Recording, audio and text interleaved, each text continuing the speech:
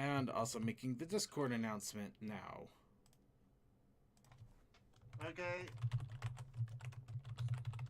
Percy, this is the trop. No, Oh, Well, I just realized CMC forgot to put the pre-show up on the Discord. CMC's been going through a lot lately. It wasn't CMC that was going through a lot, unfortunately. I'm glad Coldust got it. No, not in this case. But in any case, no worries. I just something I noticed. That's all. Just kind of threw me off. I love you, CMC. Love you, Coldust. All right. That's enough of the feel goods here. We got to get actually started on stuff. So starting here in 3, 2, 1.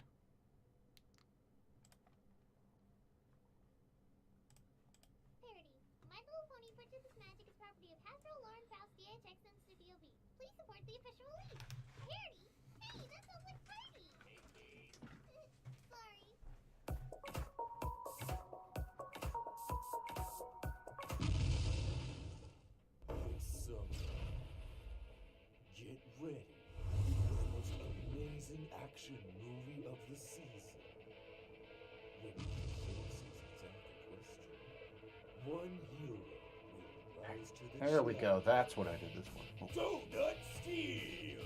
It's time to chew blank and kick bubblegum. And I'm all done. Thrilling action! Hasta la pasta, explosive adventure! Gripping narrative! Dear Donut Steel, why does everything explode around you? Well, an important side character. It's part of my tragic past.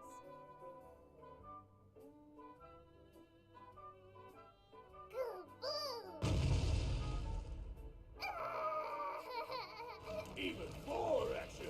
Ravioli, ravioli, annihilate the ravioli. Romance. You are the tuna to my casserole. What? Drama! I should have been the one to fill your dark soul with love! Truly gratuitous action! Donut Steel has critics raving. What the hell is this piece of shit? Oh yeah! Donut Steel! Even bringing discord to his knees! You're kidding, right? Oh no, I have been slain by Do Not Steal. Feared by many, loved by all. Yay! Donut Steel.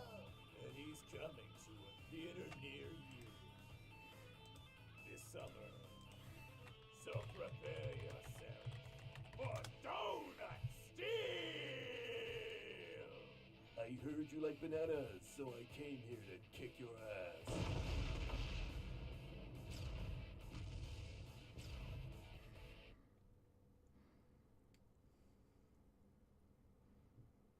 Yeah.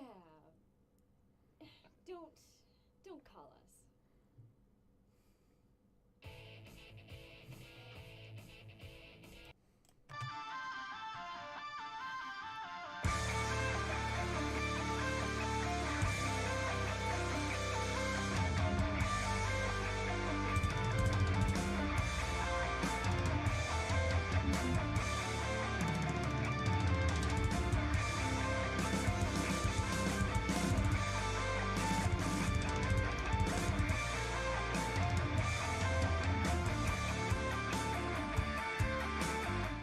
Oh yeah, you ready for rock hard action? You ready to feel something? And it's not going to be love, but rage and action and feeling that adrenaline pump through your veins like you just brushed your teeth with orange juice. Welcome to the Brony Show 484, the most high-octane, high-impact, high adrenaline show that you'll find on the Brony community. I am your host, here to give you the raging love that only a compassionate rageaholic can do. I am Sir Gawain. And of course, I have with me my wonderful group of exploders and rage inducers. Did I mention the rage? We have Deathlight Productions. Oh, yeah. I hope you're ready for tonight's. Yeah. We also have DM21. In 2024, summer of 2024, Donut Steel will face off against the giant spaghetti monster. Oh, you can feel the action already. And we also have joining us Tech Stallion. Wife gives you lemons, throw them into a quart of vodka. There's the page. There you can feel it. And also give us a liquored up example, Toakoi. If you want it, I will give you the rage. And then suddenly do a happy dance. Tra-la-la-la-la. Right, and we also have joining us the Wrestler Supreme. He's gonna bring the knockdown on all of us to bring the real rage when he's the only one that will actually do the stunts. Suki. I just came over to borrow a cup of sugar. What the fuck is wrong with you guys tonight? We're having a moment. We watched a lot of 1990s action flicks. Help us to become more awesome. They infected me with their enthusiasm and kick-assery. Also, Ruseka snapped one too many Slim Jims. The Expendables are now my Bible. Then you're gonna die a lot to it, brother. Brother. I'm not gonna. I feel terrible. I really want to see the second and third one. I've only seen the first so far. Just remember a second. The cream rises to the top. The cream. Alright, but yeah, hello everybody. Welcome to the Brony Show 484. I hope you like that intro. I remembered last week I actually mentioned Donut Steel, and people were like, "What?" So I was like, "Yeah." No, You don't know who Donut Steel is. You guys need to know Donut Steel, the greatest stupid ass joke. I love that. I love that video. I know it's complete stupidity, but that's why I love it so much. It's the real reason why Sombra decided to rule the world instead of go back to theater school. Yeah. Also, second, we could not hear the actual video. Really? I could hardly. I Yeah, had I it could at like hardly hear it. 75. It was almost as high. It was really high actually until I turned it down a bit because I wasn't sure what the volume was. That's really strange. What did the YouTube player have? Was it 75. 75. It wasn't quite at max, but it was pretty high up there. So that is weird. Just to check, everybody in the chat room, you can hear our wonderful cavalcade of insane panelists, right? Okay. Please deny or confirm when you can. Yeah. Sadly, yeah. Oh, Commander. Oh. Oh, I even named the drink after you in the art piece I made. Tragic. Betrayal. So tragic. Video was kind of low. Okay, yeah. Sorry, I don't know what happened there. And I'm not going to lie, I was away while the video was playing, so I didn't get the memo until near the end. Was it something wrong with the video itself or how you ripped it? I don't know. I didn't rip it at all. I played it off of the YouTube directly. Really? Oh, yeah. Oh, again, could be an OBS Maybe, thing. maybe I did need to crank it up to 100. So, lessons learned. Anyway, so, speaking of which, speaking of drinking and lemonade and hardcore, all that shenanigans, show today, we are going to be going back to Pondonia to help the Three Kingdoms, or in this case, we're going to watch somebody else do it, as the latest episode of Athena, Pony Princess. Boy. And honestly, one of the most amazing animators I've ever seen, because this guy doesn't He give popped out of nowhere. He popped out of nowhere. He doesn't give a fuck. I mean, I love how silly and insane he is, and he just references all of this old school stuff that I don't think anybody else would. I love it. So I love everything about it. He's old enough to pan. He's older enough to pan to the those who grew up in the 90s and 80s, but he's hip and cool enough with the kids. 70s. Yep. Just remember, everybody, this show's at 60 frames a second. 60 frames. 60 frames a second. 60 frames a second. 60 frames a second. Yeah, So- he's old. been through a lot, so it makes sense that he would appeal to a large audience in the Brony community. Well, it's not just that. It's just that he's got a fun, friendly style about it, and I love it. Speaking of which, I also made sure I have the proper beverage to quench my parchness as we're watching the special. So is it your own brew or something you bought? My own brew is going to take time to age. I gotta let that sucker age now. And I understand that. I'm being a little bit facetious. Right. You heard it here. He's a fascist. Yeah. Yep. all right. But no, in all actual seriousness, I got some lemonade and put in 3 shots of vodka. Ooh, nice. Vodka.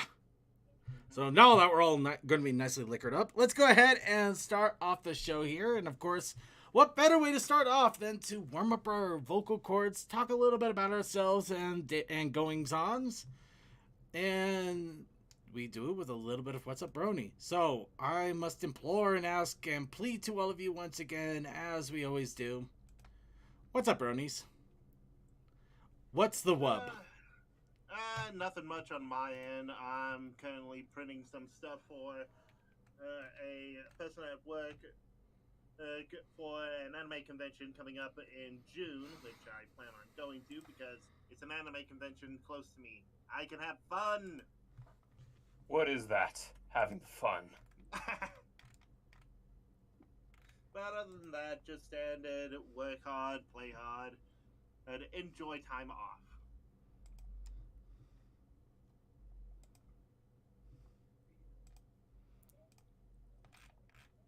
Who the... Sorry, my brain just snapped here a little bit. Okay, well, that's good. So, around me, your brain apparently can't deal with stuff. No, you know what? I'll go ahead and be a little bit candid here because I'm not sure who this is, and I'm trying to... Who is this? Who is what? Okay, so somebody literally messaged me as I was starting up the show. They just posted up a picture and then posted up, somebody wants me to join the server. This could be a red flag. And I'm just sitting here like, who are you? I mean, I see you're in a couple of the different Brony servers I'm in, but I've never actually spoken to you directly. I don't know who the hell you are off the top of my head. So, if you are somebody I know, apologies on that, but I don't know if they're even watching, but it's just like... was gonna say, does it give off nicknames or something in the other servers that you might recognize them by? I don't see any of the nicknames. I just see the mutual servers. I'm trying to take a look at mutual friends to see if anybody has recognized. You might want to avoid it. Yeah, because I was gonna say, because sometimes it'll say like, it'll tell you like AKA somebody, so like sometimes it'll tell you like what their names in other servers are. Yeah. I'm just going I'm going to ignore it for the moment because I just don't know who it is and who messaged somebody completely out of the blue saying somebody has messaged me out of the blue. That's like really weird, isn't it? Yeah. Oh, they're telling you that they're getting a thing for... Yeah, somebody was hacked. Yeah, so we just ignore it and move on. Yeah. Well, no, it's another Brony. Well, the Brony might have hacked. I don't know what's going on, and Either the Brony hacked it in, or the Brony got hacked. No, I'm the guy that's at a restaurant eating a cheeseburger, and then this couple comes up and says, "Who is it? Who did that? Who's in the wrong here? You got to tell us who's wrong." It's just like, who the fuck are you people? I'm enjoying my hamburger. Let me eat. We're going to drag you into this whether you like it or not. No. Sorry, I was only looking at it because I thought it was somebody messaging me about something important because I'm actually getting a few things done on the back end and I just didn't want to miss something important. But let's go ahead. You know what? I'll show you something cool because of that. Behold my latest mead creation. It's sparkly. Yes. This is a mead with a base of pea blossom, tea, and honey, of course. Then, during its conditioning phase, I put in lavender petals and lemon zest, which was taken out about a week later. And after all of that, I went, lavender zest, all that fun stuff. And then I bottled it over the weekend and also put in a wonderful edible glitter. That's just sugar, but it makes everything all shiny. So when you actually start moving it around...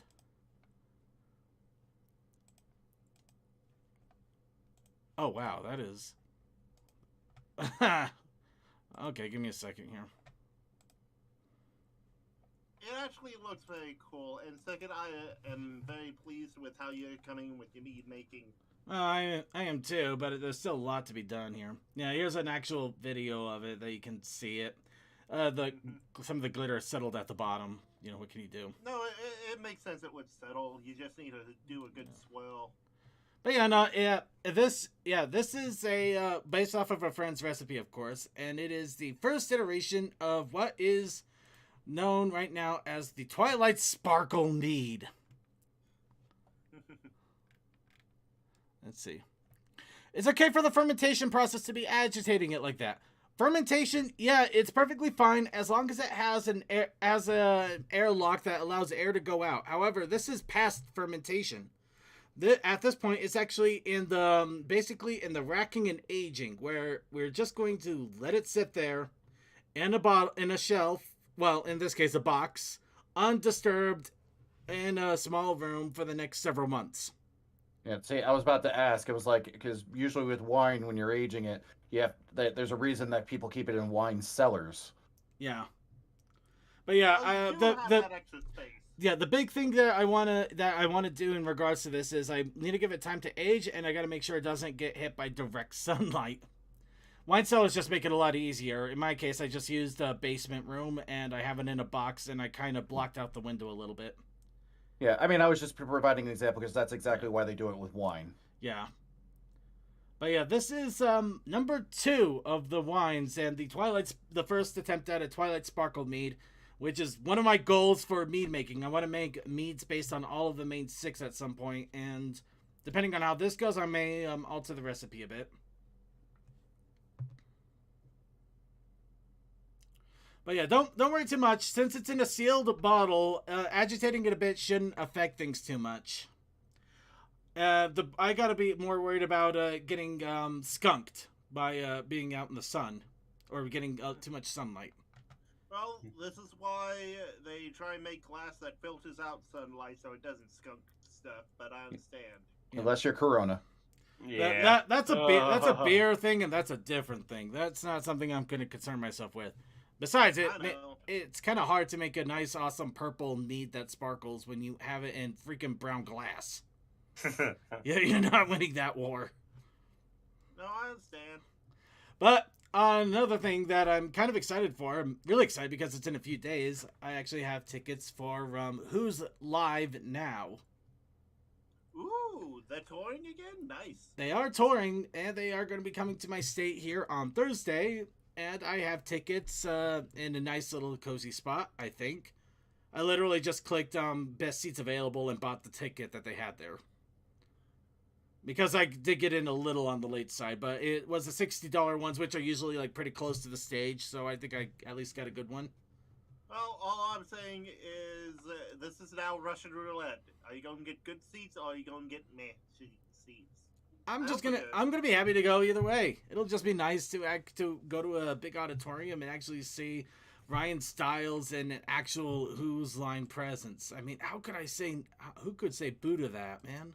Nobody. That's who. It's everything I wanted. Everything I ever wanted. I'm not going into musical because it's inappropriate at this point. Right. Anyway, that's my little what's up. Anybody else have any other what's up Brony going on with them? I'm getting physio lately for my hand and maybe my leg further down the road, but who knows? It's fun. Just a lot of messed up stuff but going at least on there. Hopefully everything will be better after a while. Definitely hope so. Also, before I forget, here's a fun little image that we got from a Deathlight. That's not for me. Really, I thought that was from you. No. Did I misread names? No, that's Yeah. Short. That's Short totally Circuit. Short. Oh, Short. okay. Yeah, this is from Short Circuit. My apologies. That But yeah, is Short from apparently had a transmission. his transmission blew out. Okay, yeah. Yeah, tragic. Yeah, Man, that's those Especially on things a are big wheeler like expensive. that. yeah. Oh, the fun part, if you were here Sunday for the gaming stream, he had to go uphill with only 3rd and 7th. Years? Oof. Okay, now, no, translate that to people that don't know Gears too well. That's like you have better thing. I'm just good at remembering stuff. It sucks, is what it does, because for driving big old diesels like that, gearing is your best friend, especially when going up and downhill. It's what lets you stop and go. When you lose gears, you suddenly don't have that ability. But yeah. Alright, and with that, I think that is it for Wubs. Unless anybody here has some Wub to give. Well, I was on a drunk stream Sunday. I finished off my whiskey. It was tragic. Oh, you that made is a new character. that is a during real that tragedy. strong stream you said in the Discord, didn't you? I don't didn't think he make didn't a new make it. character. It's just Bonnie, same old Bonnie. We just keep adding onto her lore and character design. Oh, okay. He bogarted space. He's now has several plots of land somewhere apparently.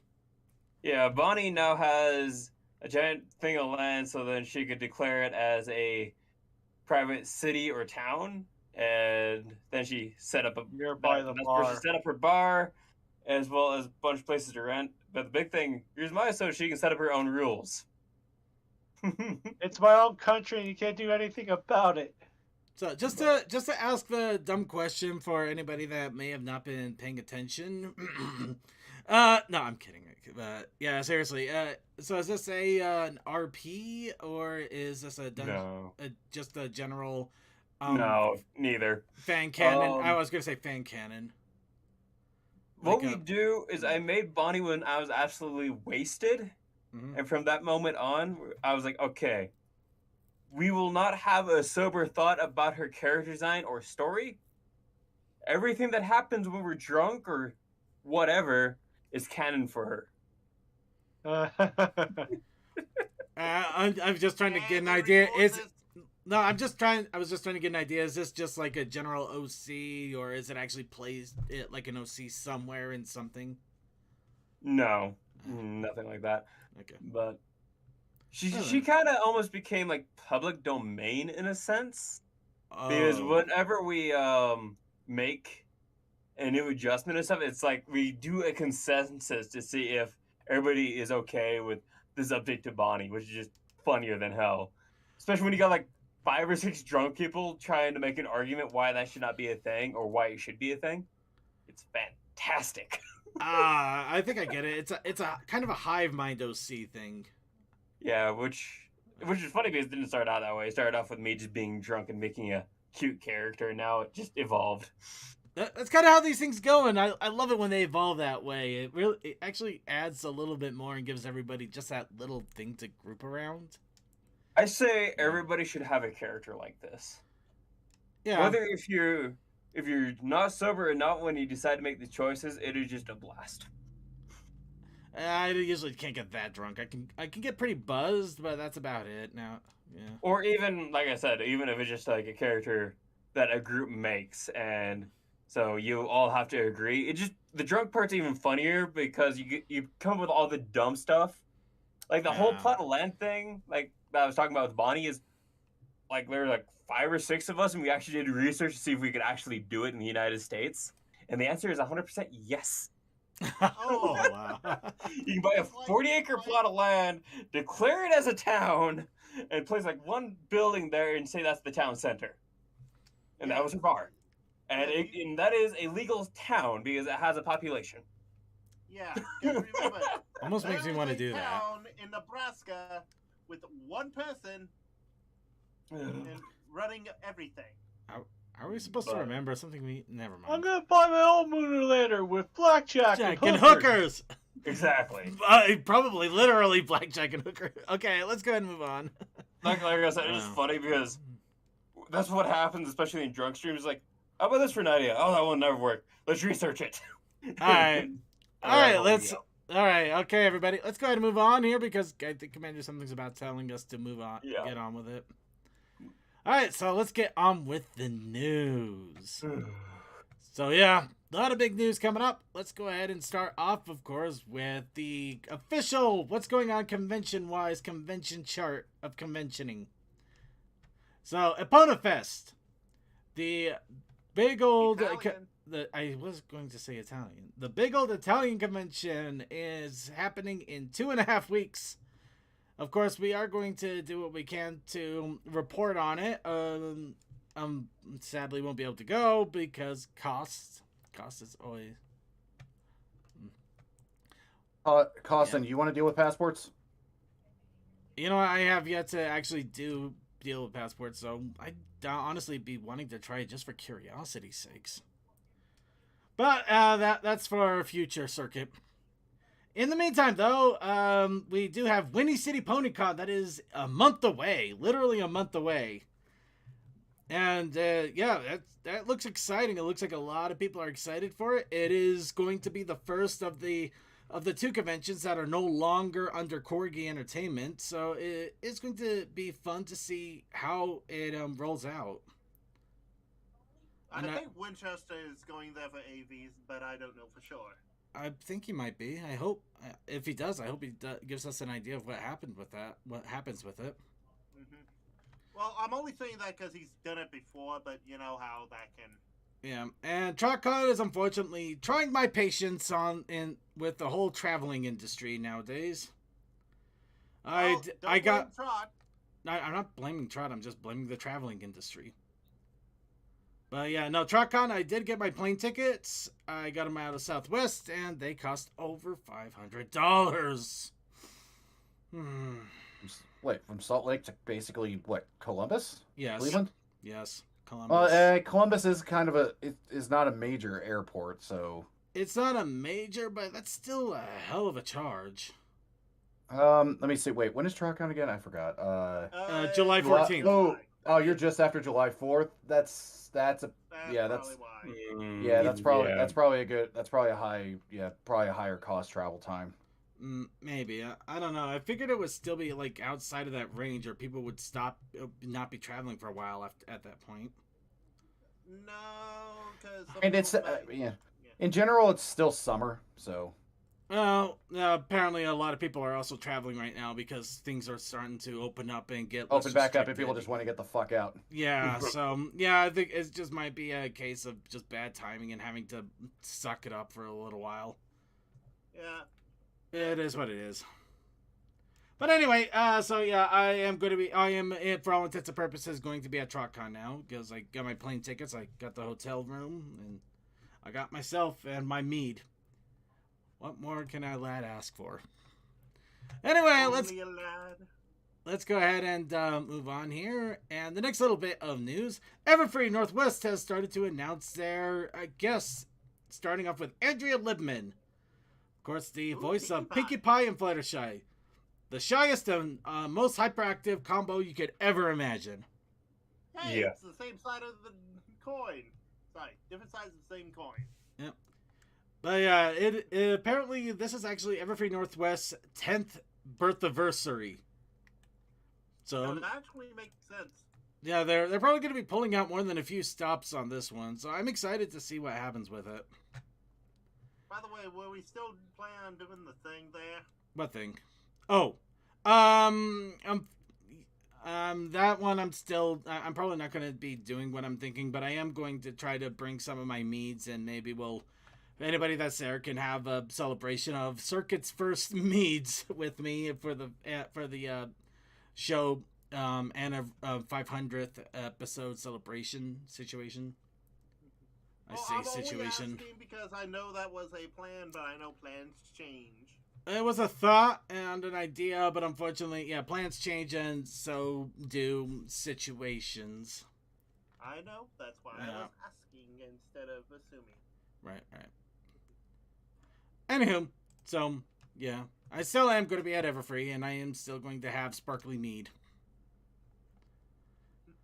So let's go ahead and move on here. Now, who's actually, let's make sure I share a screen here so you guys can enjoy these horrible shenanigans I'm about to bring up. Nah. Horrible. Nah, we've been through worse. Here's a strange statue of Pip that popped up. Oh, that face. We've been through worse. Okay, here we go. Deep, no warning, deep end. Hello, everyone. I'm so a glad that princess. y'all came here. I'm a princess with wings. You wanna know the worst part? The goddamn cutie mark's too damn small. That's not the problem. The cutie mark is basically on her thigh. It's not on her ass. So, I just can't help but think, oh, so that's what she looks like without makeup. Oh, terrible. But yeah. Mother, the tattoo artist tattooed it on my thigh instead of my ass. Yeah, unfortunately, this is all we have.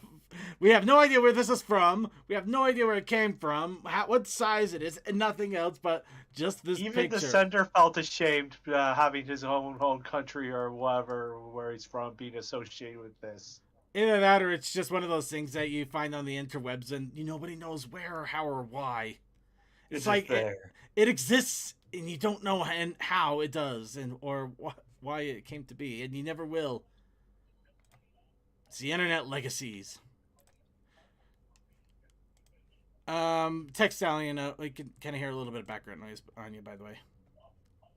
What? We can hear something in your background. Oh, sorry, I had the weather on. No worries, just let you know. All right. Oh, right. Speaking. There was a tornado that came through my area. Speaking of hideous-looking Pips, I'm kidding. Speaking of Pip, regardless, My Little Pony Tell Your Tale Episode 7 released a few days ago. This, of course, dealing with TikTok of all things. Oh no! No! I'm not gonna bash this. It actually does have a pretty good moral at the end of it, where it you can follow trends, but sometimes it's better to just do your own thing. Yeah, following trends is you're just going around in circles. You become part of the trend, then before you know it, it just ends, and you have to keep track or keep up with another trend. It's just exhausting. It is, and of course, and sometimes it doesn't hit as well as you'd hope, and just doing your own thing can actually make great things happen. Of course, I don't know. Yeah. But anyway, I do recommend checking it out. And there is a little bit of cringe, but it also has one of the biggest questions and amazing things I've ever seen. Rainbow Magicoons. Oh, that's what the images on Derpy Boro I was seeing were about. Yeah, magical raccoons. Literal rainbow raccoons with magical horns, and they can actually float things. So they are full on magical raccoons. Remnants of pony life have invaded Equestria. I think it's more that we have the dogs with Pegasus wings. I think these are just the raccoons that were hiding in the trees But why do they not have horns, Circuit? Why do only the raccoons? Because the raccoons. The raccoons were around the unicorns the whole time. Yeah. Again, if you start going, well, why doesn't this have that thing? It's like, because then everything would be homogenized, and where's the fun? Clip Trot instead of Clip Clop. Clip Trot that was a nice little. We'll talk more about this when it actually comes time for the episode. I just if you haven't watched it yet, go ahead and give it a watch. It's 5 minutes and it's a lot of fun, and it does have a good lesson. I actually am applauding that lesson. What you don't know is the unicorns have sheddings of horns. Well, speaking of shedding horns. Gameplay video, new gameplay video of Maritime Bay Adventures has been released. This one's showing off the collection aspect. He's showing off drift. So yeah, you'll dressing up buildings, picking up plants and stuff off the ground, and apparently you even get to buck trees. This is great. And there's And- portals. And of As long Oh, as wait, course, you no, that don't might help be the just the tree. mirror they were talking about. Never mind. and you get, yeah, of course, dress up as you normally would. Yeah. Because you gotta look cool. Yeah. Gotta have the shades. And of course, Gotta another. have them Mazas. The shades make it feel so dated. All right, and let's see. But second, can I wear my sunglasses at night? Dude, you do whatever you want. Just That's your make- own prerogative. If you like bumping into things at night, go for it.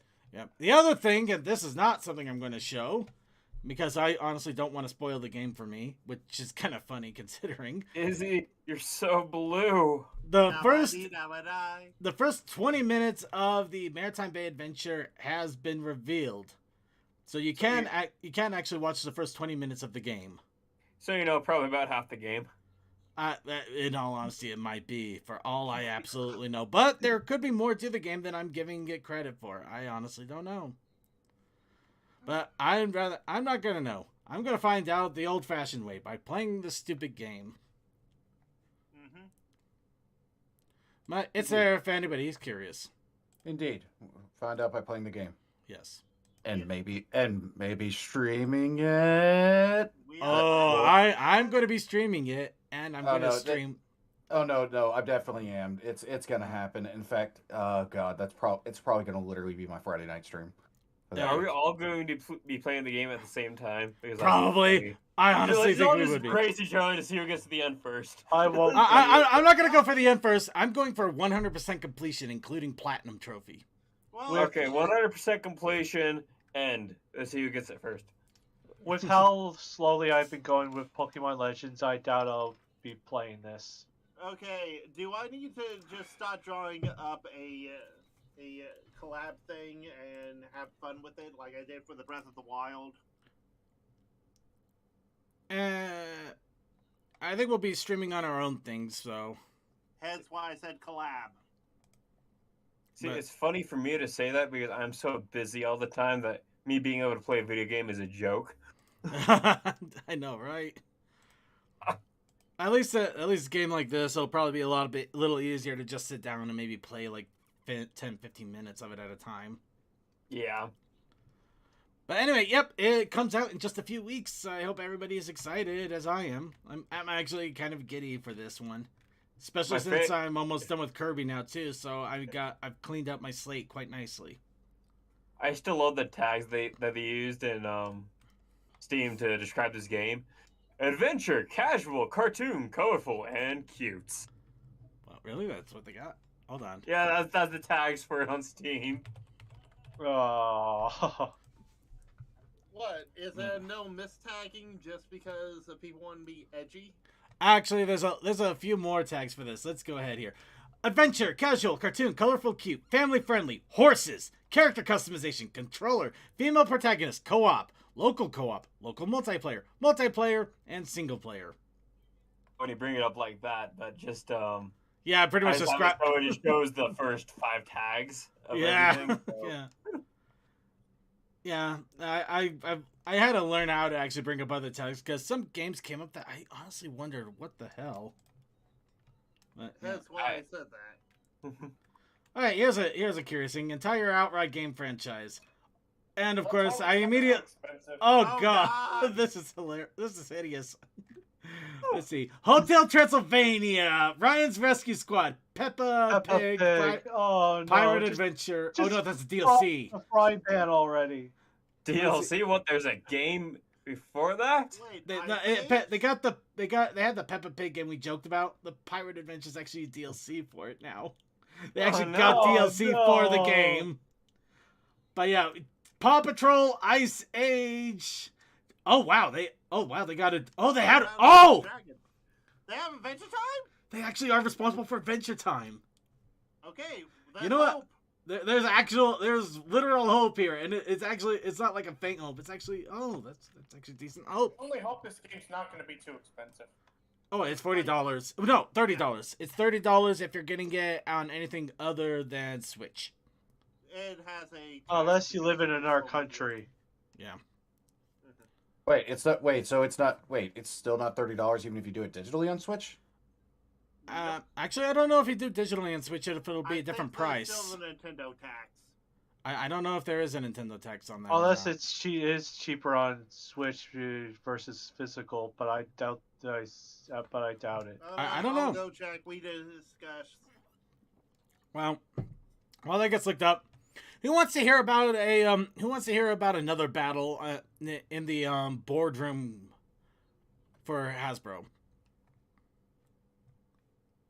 Of course, love them. Why not? Okay, so just because we can, Hasbro is currently dealing with a kind of an argument about the future board of directors for Hasbro. And this involves Alta Fox, who bought a large share of the company. By large, I mean 2.5%, but that is large considering how big the stupid company is. But because of that, they are currently trying to swap in a different set of basic leaders for Hasbro, saying that so far Hasbro has really crapped the bed. If you really want to go into it, there's a lot more information here, but the only thing that really sticks out that may be of any interest to us at the moment is they want to actually take Dungeons and Dragons and kind of put it outside of Hasbro's quote-unquote brand plan.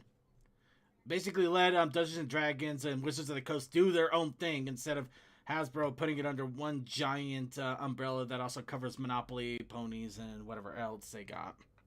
So basically, let them have more autonomy. Big seller for them.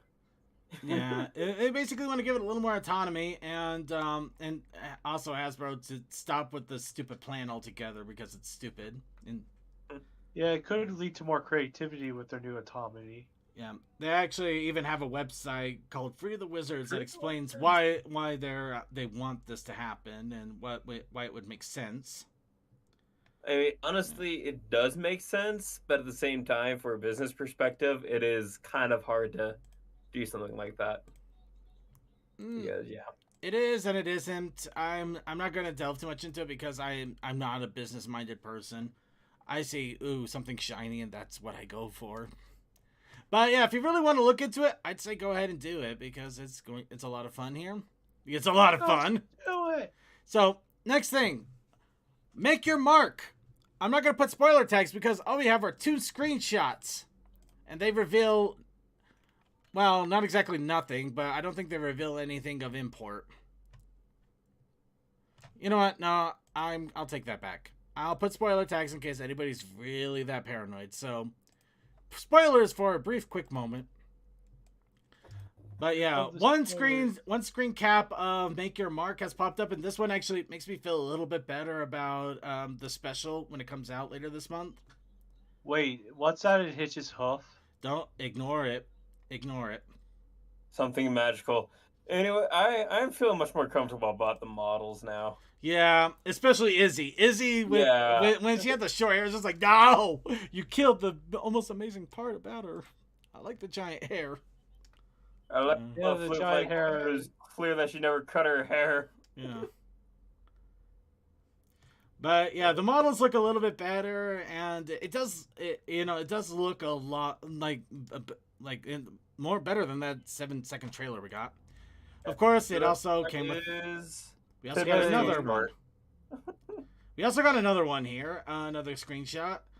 The reason I'm not entirely sure if this is spoilerish or not is because you got 2 unknowns in the background there, and they could be anyone or anything. Permission to speak, Circuit? Speak ahead. I think I saw those 2 for a few seconds in one of the Tell Your Tale shorts. Yeah, they might be. Yeah, that makes sense. You know, I'm not doubting. I didn't get their names or anything from that short, so I can't exactly spoil it for you on that. No, I get you. And they may not even be related to anything at all. They might just be window candy, for lack of a better term. Yeah. But, so, yeah, we got a couple of screen caps that just, kind of restore a little bit more faith in the animation of the special. That's pretty much all I was going for there. Pip needs to be in the foreground, though, in order to make her look as tall as everybody else. Camera adds more thickness, less length.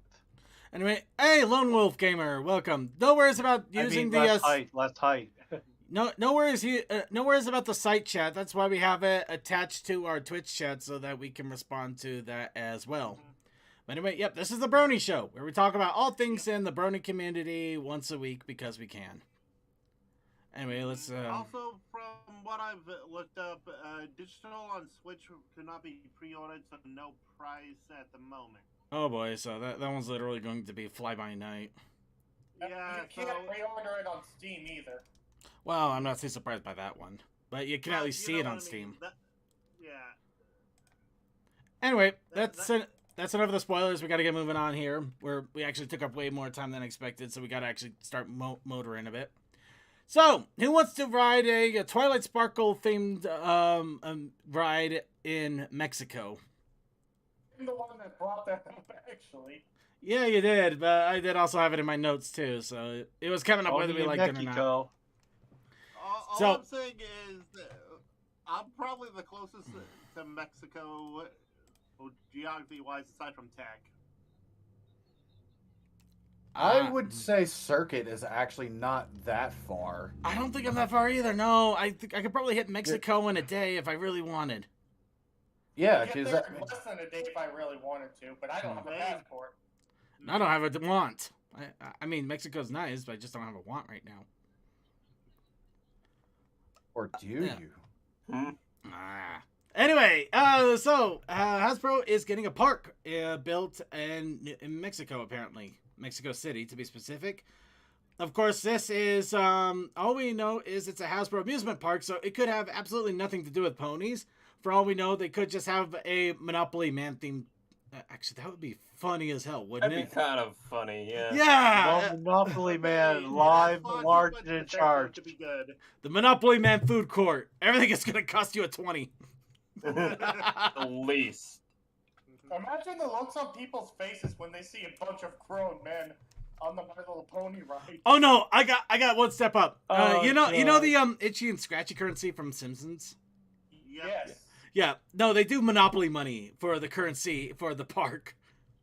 You go to the park and you get Monopoly money to spend. Oh, that'd be hilarious, wouldn't it? In Robot Bucks, Pony Bucks, Yeah. Mr. Potato Bucks. No, Mr. Potato's Potato Bar. I can actually see that. You can make a big potato bar. That would actually be fun. I like that. All right, we're gonna move on. Why do we have to make it? Why do we make it sound like American currency? Huh? Why can't it be? Why can't it be pony pounds? Go spin your pee-pee. Yes,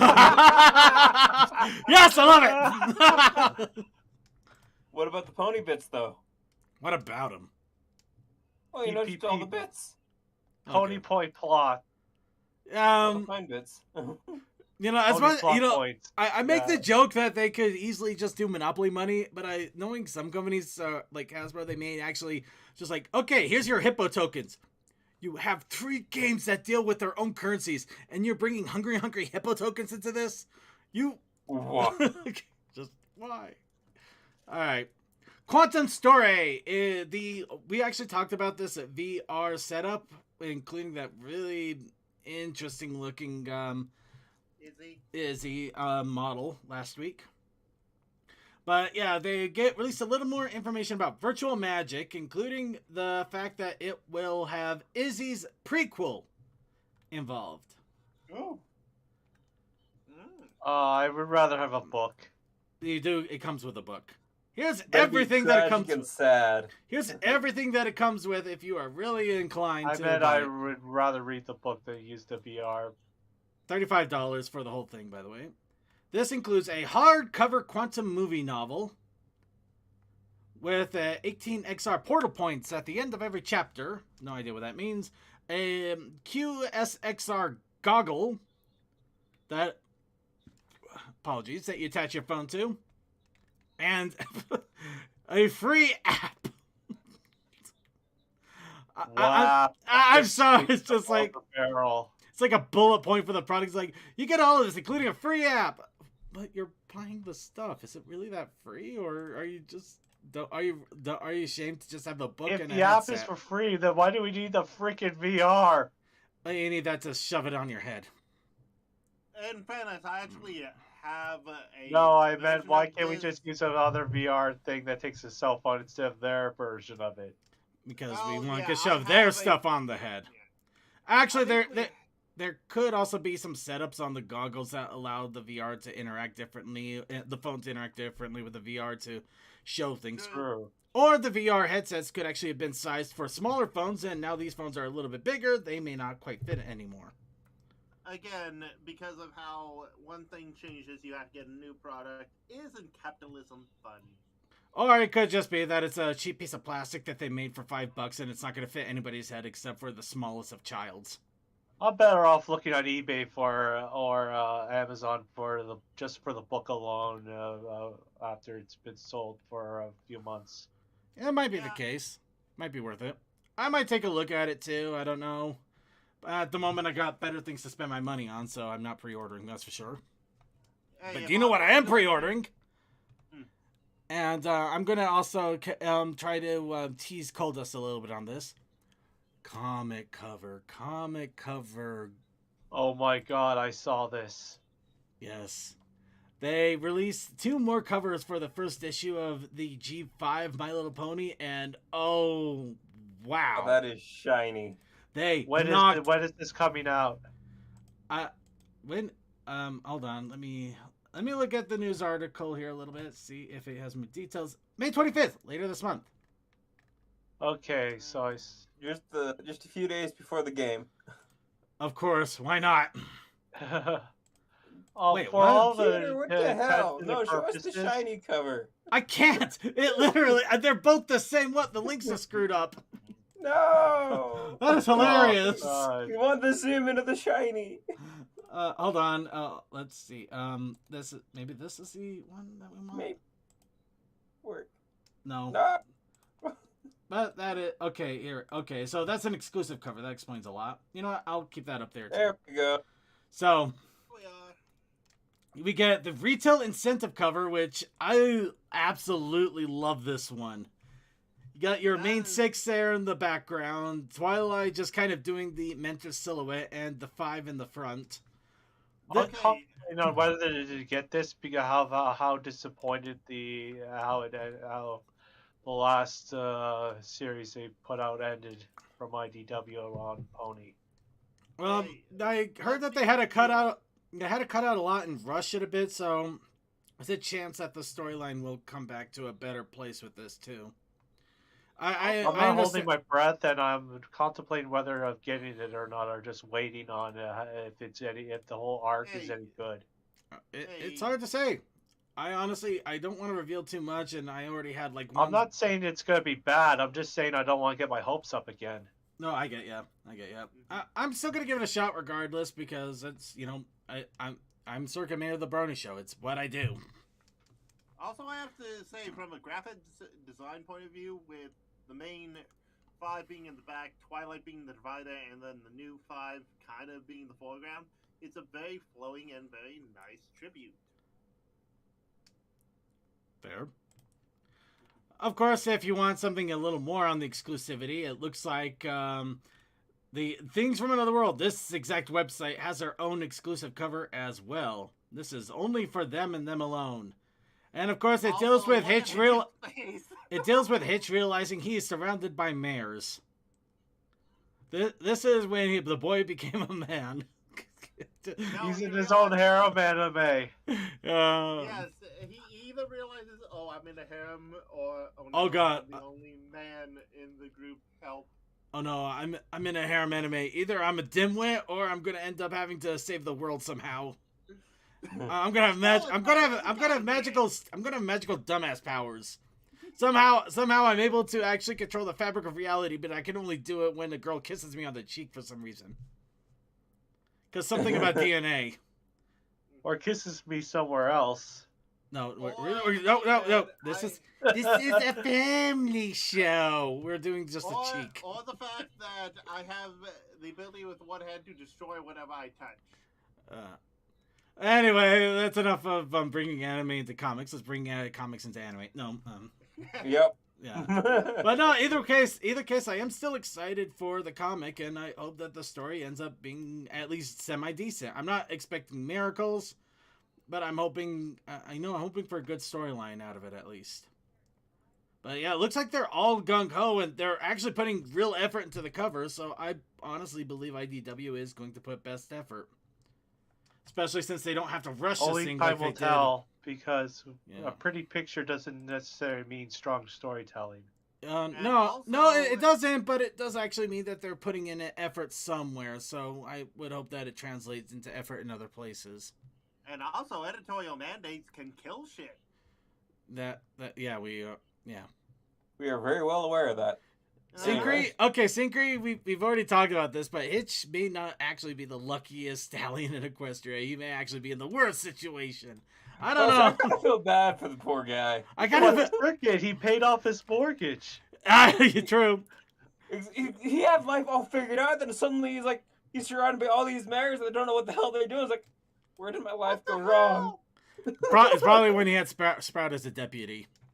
Yeah. It all happened since I had that mama's boy as my deputy. No, gone all downhill from there. So, guess what? We got pony names for a bunch of people now. Ooh. So, new... Whoa, Unicorn? Sunny Star Scout? Okay. No, that's Alicorn. Well, it does say Alicorn. Nah. Yeah.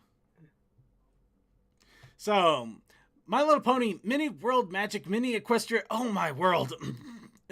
Has been listed on Amazon as an exclusive. So don't expect to see this pop up at Walmart. Wait, what? Hold on. What is Sprout's full name? Oh, it's just Deputy Sprout. Okay. Hey. That was something else. Okay, sorry. My brain just kind of swamped here for a second. I'm just trying to... Give me a second. It didn't do... Okay, nothing. Why does that say it's 120 pieces? That makes no sense. Anyway, so, here's what we go. Here's what we got. In fact, here, let's bring up the whole page here so you can... There's everybody. And a little world map here on top for the giggles. Mini World Magic. Build a world of magic mini friends. Mini Equestria comes with 9 pony figures and a tiny, adorable 1-inch scale. Plugs, character-inspired accessories and scene... Okay, that explains that. Character-inspired accessories and scene-building tools into the playsets and build paper scenes out of pop-out buildings with on-the-go playsets. 120 pieces, including 4 carrying kit. Oh, we've actually talked about these a little bit. I remember these now. Yeah. But now we actually have names to go with them. Well, not only that, we got... so small, kids are going to lose them immediately. You're gonna lose them. You're gonna lose them so quickly. They're basically those blind bag figures. Yeah. Also, can we just say, Posy Bloom? That's basically Fluttershy. Was it going to say nothing? We all know it is Fluttershy. Posy Bloom. Yeah. Posy was based off. Fluttershy was based off of Posy back in G1. Yeah. So it is Fluttershy. It's just that this is her more confident, self-assured self with a ponytail. Yeah. It's the ponytail that makes it, you know. Yep. Let's see. Thunder Flap, Zoom. Oh, that Zoom Zephyr Wing. Sweet Let's Pop. see. Sherbert Sunset, Watermelon Shimmer. Watermelon Shimmer. I feel so sorry for you, child. Oh, Actually, I feel bad for Sweets Pop. Yeah. Who named Isla Breeze? Actually, that's kind of a cool name. I kind of like that. Valor Valentine. Oh, Thunderflap. You know, this also proves my whole theory that Rob is basically the moonshine kid in Equestria. Rob, poor Rob. He had to have the hippie parents. My name is Rob. Where it's just Rob and nothing else. Give me that figure. Give me the Rob. Gelato! No, not sorbet. People. Okay, and looking at this, only Alpha Biddle is the one with a single name. All right, and last little bit of news here, and I honestly don't know why Equestria Daily even reported on this, but I'll just throw it out there too. So the Game Loft game had the Freedom of the Press, which ended last night. This one was horribly infamous because there was no way on this green earth that you would ever be able to beat it without either farming every single hour of every single day for little tokens, or paying them money for the assistant characters. And then they brought it out again. If only there was a CMC to rage against it. I don't think CMC ever got his game working again. Which is sad. That is a true rage against the machines right there. I thought about trying it again, but I just couldn't be arsed. So yeah, it's there. It was there. It's done. So with that is it for the news for this week. Now let's go ahead and go on to the fan submissions and suggestions. Now, of course, we do have the story projected outcome. Oh, and that. Well, I see Coal Dust isn't in the pre-show. Oh. He might have had laundry or something else came out. Cool. Yeah. He's dead. So we we also had this week's challenge. This week's challenge of the week, which was a challenge for this week, and it's this week's challenge that we do this week. Also, I did some quick checking. This is challenge 2. Oh, here he is. Did I mention I'm the mythical dragon? Okay. Oh, there's Coldust. Hey, Coldust. So, for the challenge of the week, after random polling by you chatters, we had Flaming Mo, the popular Simpsons beverage of a bunch of alcohol mixed together with children's cough syrup and then lit a flame that somehow made it taste good. But we also had the protest. The Flaming Mo at the Simpsons land, right? Oh yeah. Flaming Mo in the hole. But we also had the protest initiative challenge. Indeed, the protest initiative challenge this week was want IRC pop out. Wait a minute, that's not the right thing. You're looking at the wrong line. Next line. No, he's looking at the right line. Go for it, man.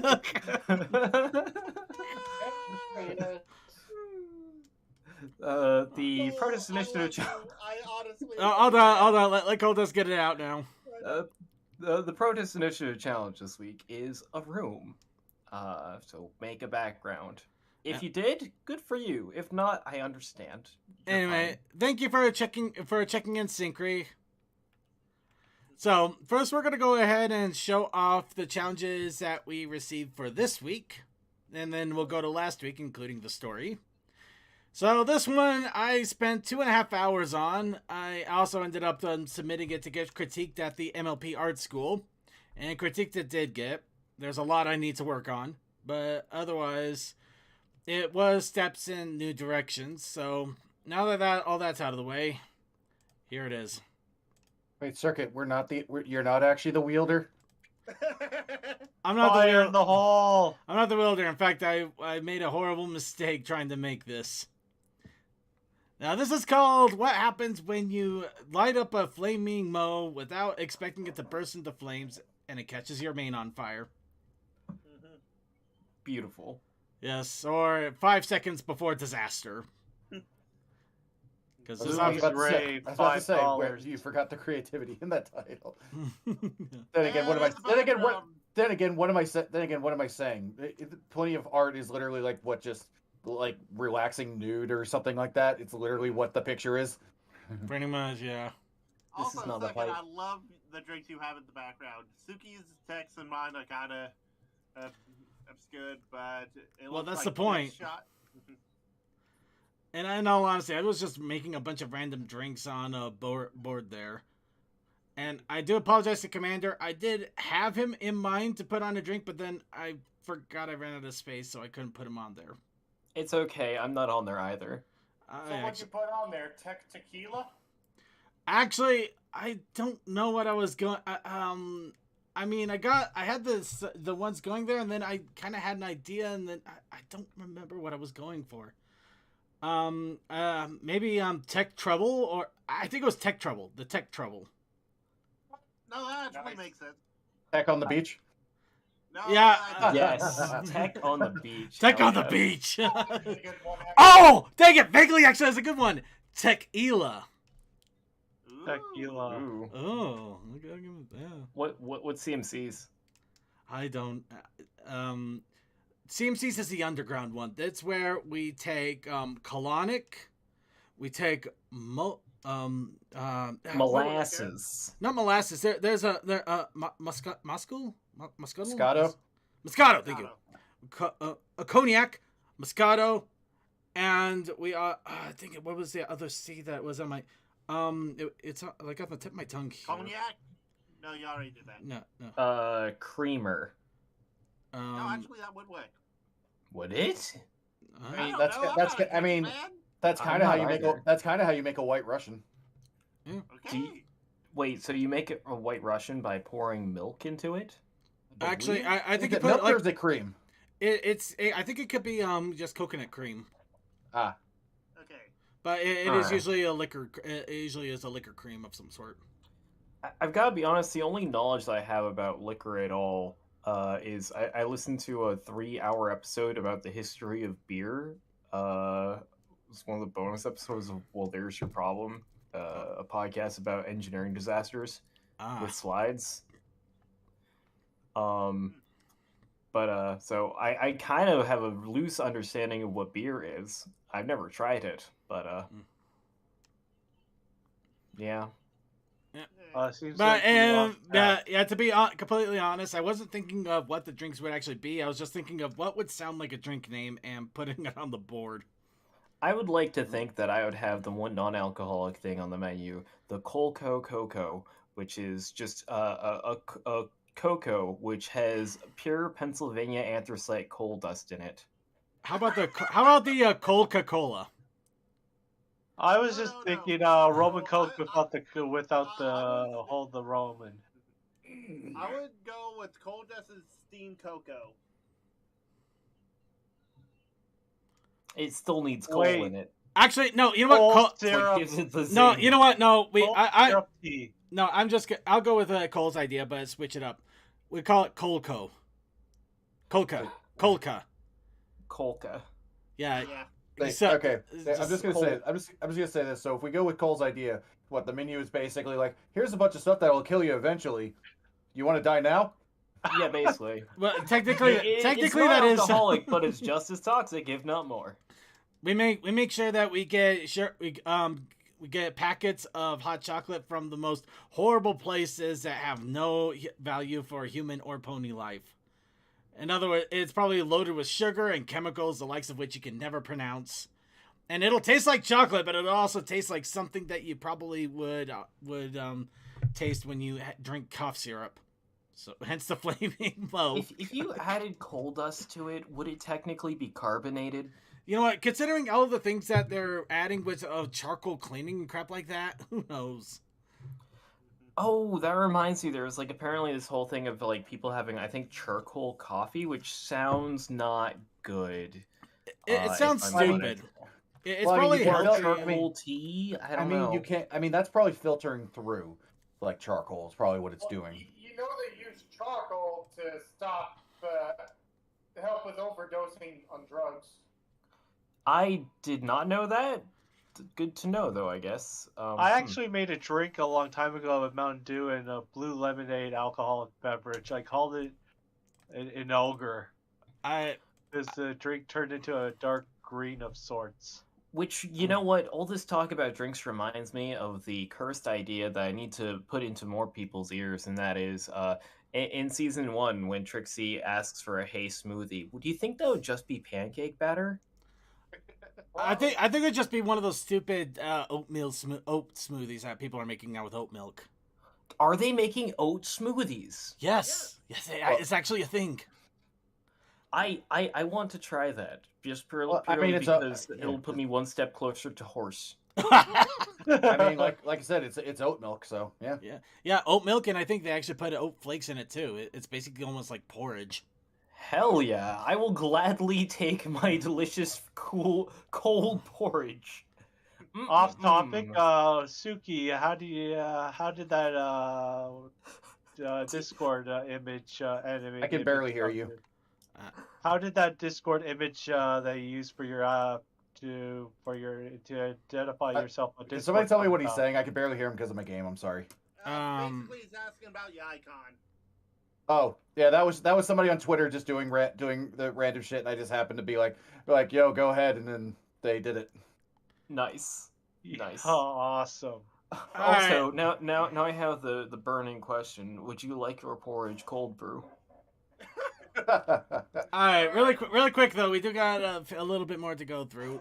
Here's also Toa's, and I'm guessing he saw my image and decided to follow up.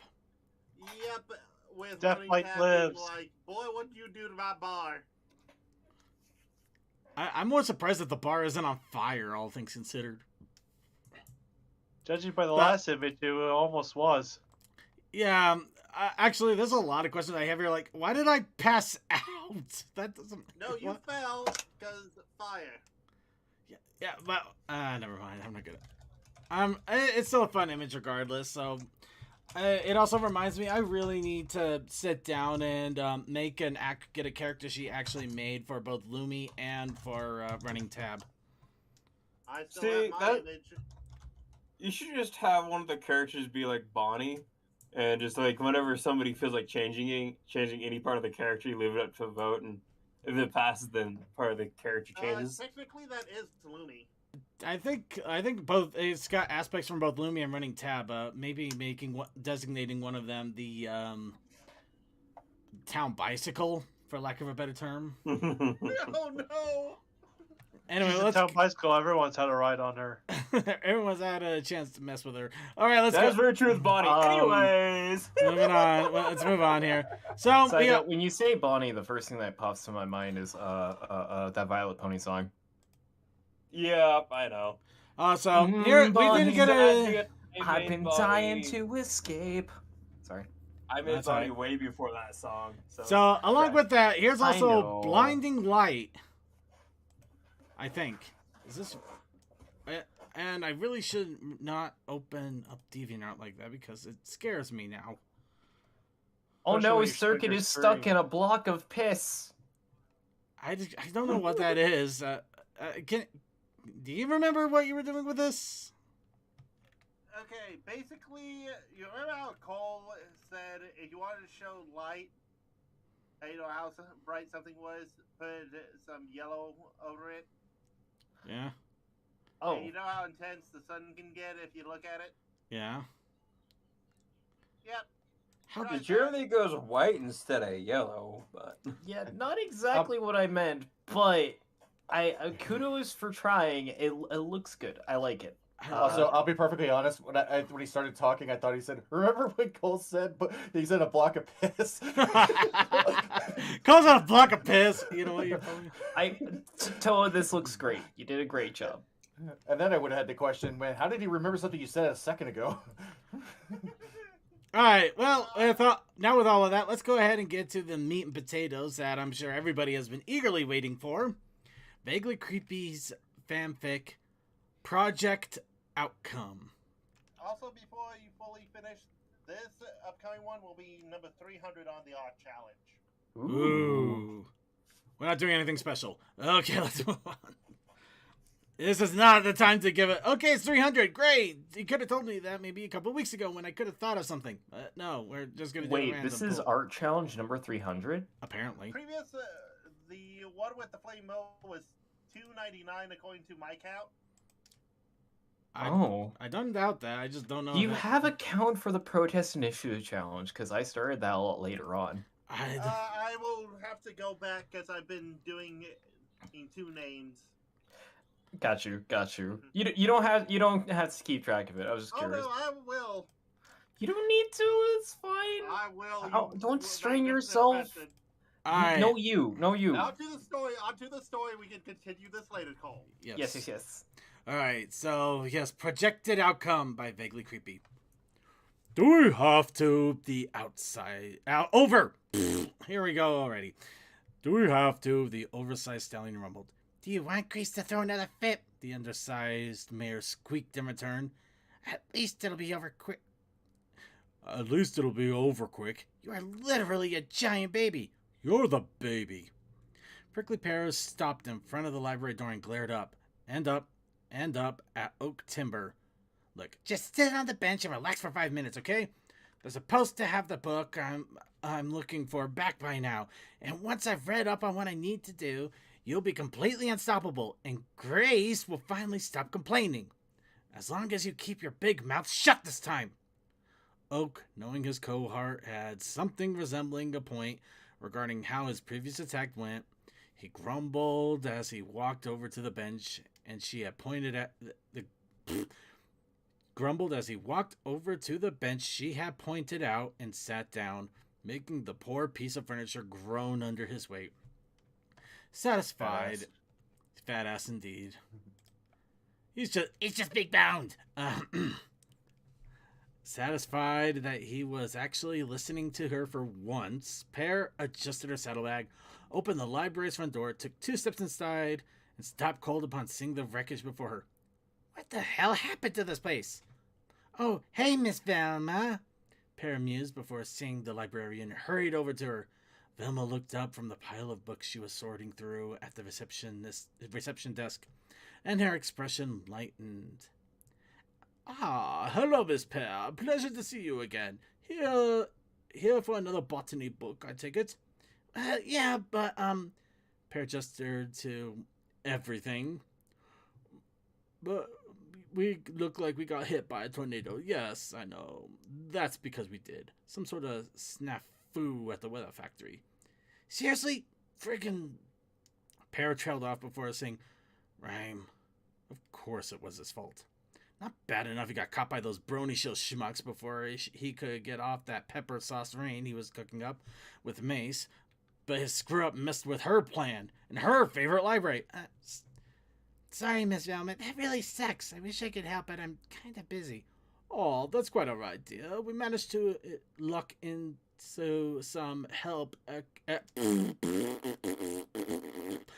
Oh, that's all right, dear. We managed to luck into some extra help today, so we should finally start making some progress. Glad to hear it.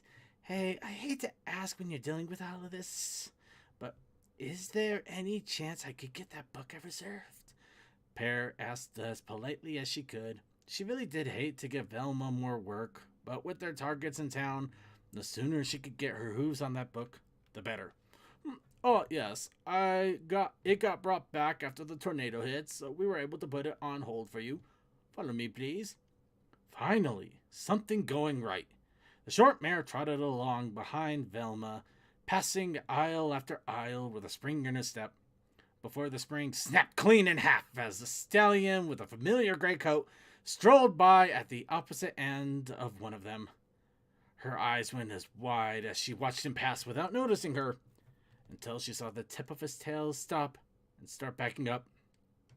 By the time Coldust had turned to look down the bookcases, all that was left for him to see was a lone sheet of paper fluttering lightly to the ground.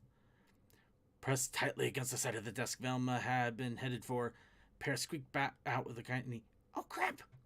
How did he get here? Did he get past Oak?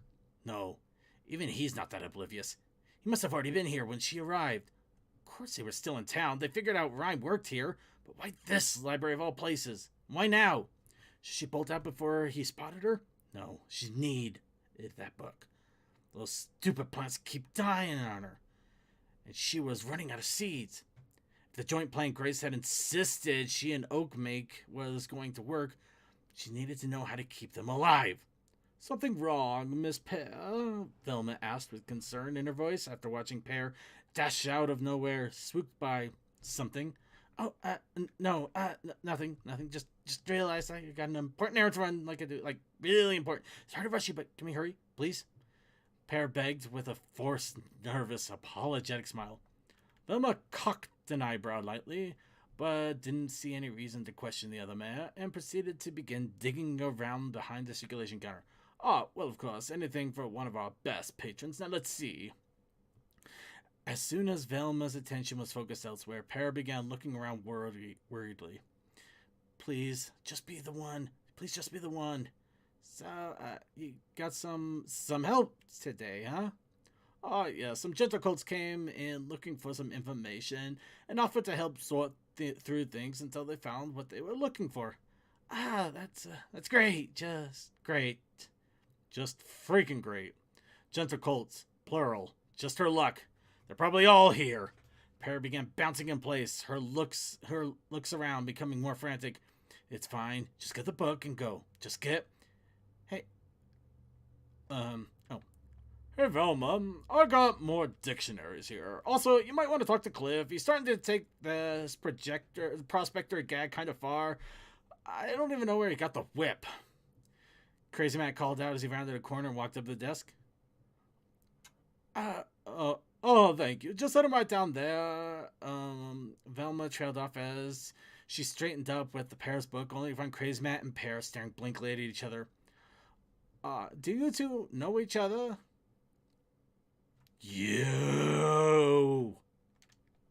Spurred into action by the yell, Pear grabbed the nearest object she could find, a book of course, and flung it at Crazy Matt, bopping the stallion right in the nose with it before jumping up, grabbing the book she came for out of Velma's grasp and fleeing as fast as her small legs would carry her.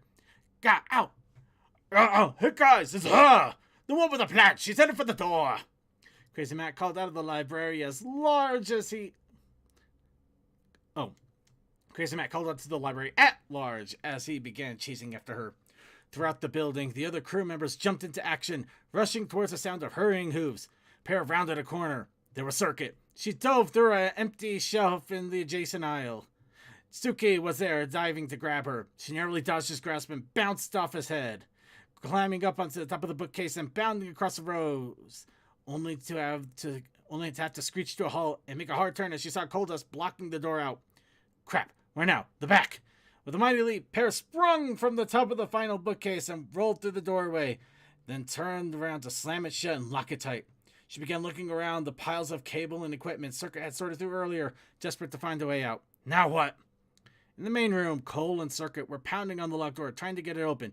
Crazy Matt was working at it with his magic rather than his hooves, and Suki, meanwhile, had nabbed a catalog card and was working it between the door and the wall, trying to pick the lock. Wow! That's a lot of lockpicking going on at once. None of them had made any significant progress by the time Velma marched up, looking very angry and holding a set of keys. She waited for them to notice her for a few moments before her patience ran out completely, and she unleashed a mighty shout, freezing them all in place with the concentrated, ice-cold fury of 1,000 disappointed mothers. Gentle colts! I don't know what the meaning of this is, but none of this is acceptable behavior in my library. Now, you are going to... Only to have her thunder fall flat as the key was yanked right out of her grasp and jammed to the lock without her doing a thing. Oh, you cheeky little... As soon as the door was unlocked, Circuit, Suki, Crazy Matt, and Coldust burst through the doors of the back room, only to find themselves staring down a line of old-school overhead transparency projectors, all pointed directly at them. Off to the side, Prickly Pear grinned wickedly. Eat grade school flashback, jerks! With that, she's jammed the plug on the power strip of all 6 projectors were plugged into the wall socket, and the machines erupted in a combined beam of light that blasted out every window in the building and could probably be seen from space. Group projects! Gym class! Pubescent awkwardness! Grade school is fine for me. This is just really freaking bright! Powerless in the blinding glare of government budget illumination. Sorry. That's my favorite scripture right there. Yes. The stallions fell to the floor, covering their eyes in pain. Pear, seizing the opportunity she created, bolted towards them, shoving and jostling her way through until she got clear and could bolt for the door outside. Still blinking the white spots out of their collective vision, the 4 got up and followed her as best they could, hearing her call out to someone as she burst through the door. Oak! Oak! Come on, we gotta go! Now! Oak? Circuit repeated, confused. Only 4 of them to stumble out in the sunlight and see Pear panting heavily next to a truly gigantic stallion staring at them. Oh. Oak! Suki echoed, less than thrilled to finally learn the big guy's name. Oh. Oak Timber blinked before his face cracked into a near manic grin as he rose to his full height, facing them. Hi, guys! We are getting to Athena, Sonic. I was just getting through the segments that we have to do. I promise, we are getting to Athena. Anyway, that is the story. Circuit, don't apologize to your audience. I apologize. They're along for the ride. They are, and we're trying our best to keep the ride going at a crazy breakneck pace, the likes of which will probably get us. You are doing great. But yeah, that is Vaguely Story, and I gotta admit, the alliteration is amazing. I love how crazy it gets with that alliteration. Vaguely, you did an amazing job. Like I said, my favorite description right there had to been for the Overhead projectors, yeah. Yeah. Also, Cole, I did some back research, and like 109 is when you started, maybe 108. Oh, jeez. So, damn. Yes, technically we are about to cross the like 189, going on to 190 for the protest. Damn, that's a lot of protest. That's pretty punk. All right, and with that, we finally caught up on both last week's and this week's content creation. Now, of course, we ask from you, our chatters, what should our challenge for this week be? We are going to pull randomly, but each of you get one choice, one vote, one entry. Anybody, you can choose whatever you want. We'll put it all in the randomizer. Just make sure that it obviously is good. Night, PG-13, please. Okay, we got drink names. Coconuts. Coconuts. Do we put lime in them and then pick it all up? No. Oh. Distractions. I did a distraction. Remember, everybody can get put in one. You can only have one, but you can put in one. Discord. Ooh. Oh. Go for Cocoa Puffs. Cuckoo for Cocoa Puffs. Oh. I'm Cuckoo for Cocoa Puffs. Cuckoo. Ah, I must have them. They are my blood. All right. You know, what is with birds and trying to sell us food? All right. I can actually go into that, but I'm not. We're gonna move on. So. You want your shinies. All right. So we're gonna give the chat room just a few more seconds here. If I don't see any entries, we'll go ahead and I'll randomize trade what you we a do shiny have. for my Cocoa Puffs.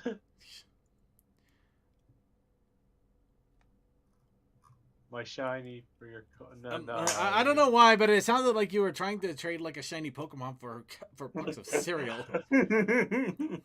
All right, randomize, and of course he would come up. Discord.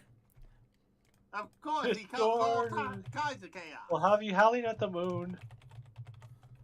So Discord, but it doesn't necessarily mean the character. It could also be the actual element of Discord. Oh, the platform we're currently on right now. Hey, it could also be that Discord too. Actually, that'd be funny. Somebody actually does an art where you see all the pony faces just kind of showing up like a little webcam thing going on. Everybody's doing a little meme. I would like to play a game.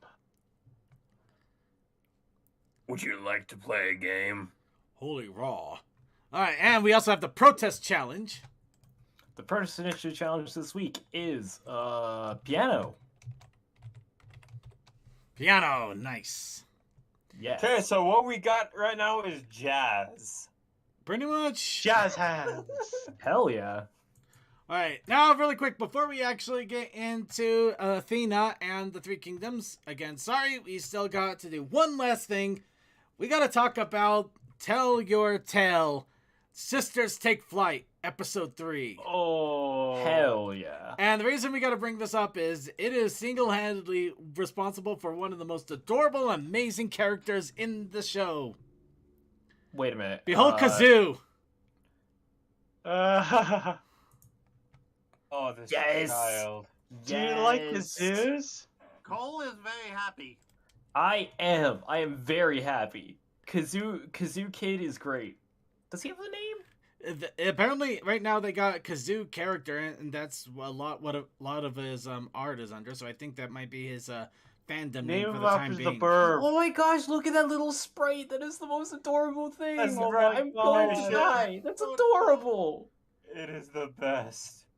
That is so cute. Oh my god! I love the text meme up there. Kazoo, he came to say goodbye when nobody else did. I feel bad for the crazy lady, so I'm gonna sing her a song. In other news, please Duel of the Fates on kazoo. Yes. Alright, so just a quick synopsis of Sisters Take Flight. Of course, this is to deal with after the lighthouse finally gets set up and everybody starts to move out of their areas outside of Hitch to live in the lighthouse with Sunny. Of course, this is the princesses finally moving out, which, of course, the egocentric, public-centered queen has to make the biggest ado about it that she could possibly do. Which, it's honestly... so fast. Honestly, this is why I both love her and hate her at the same time, because she's a massive egomaniac, but she does it out of pure love for her daughters as well, so it's kind of funny in a weird way.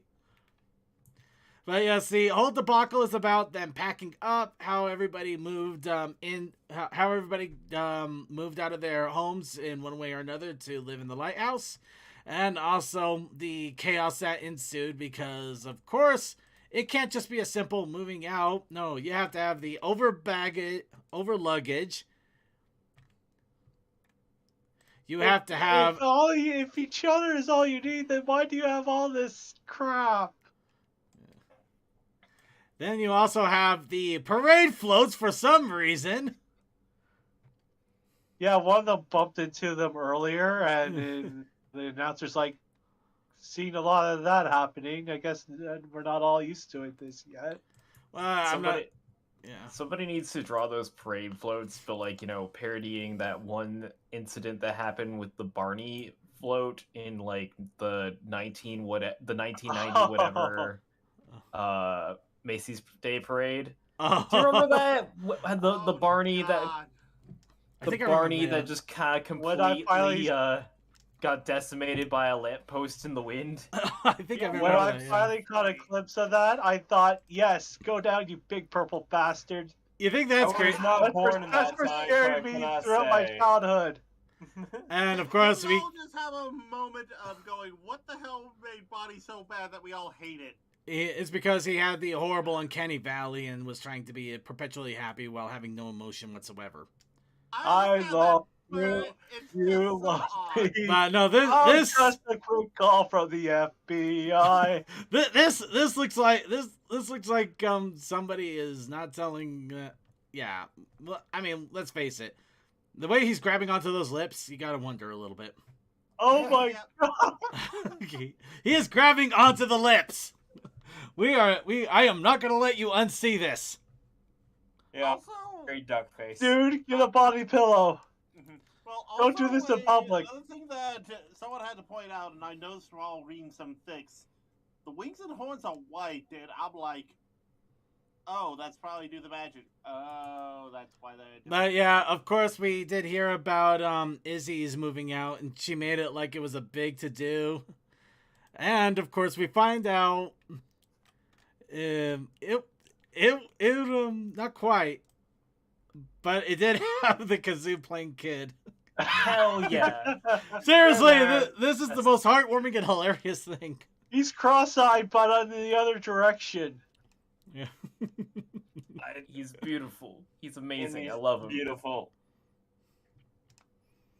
And of course, the whole funny thing about this is we also get a better idea of how Zip and Pip both handle public adoration. Namely, Pip is 100% about the attention and Zip would rather not.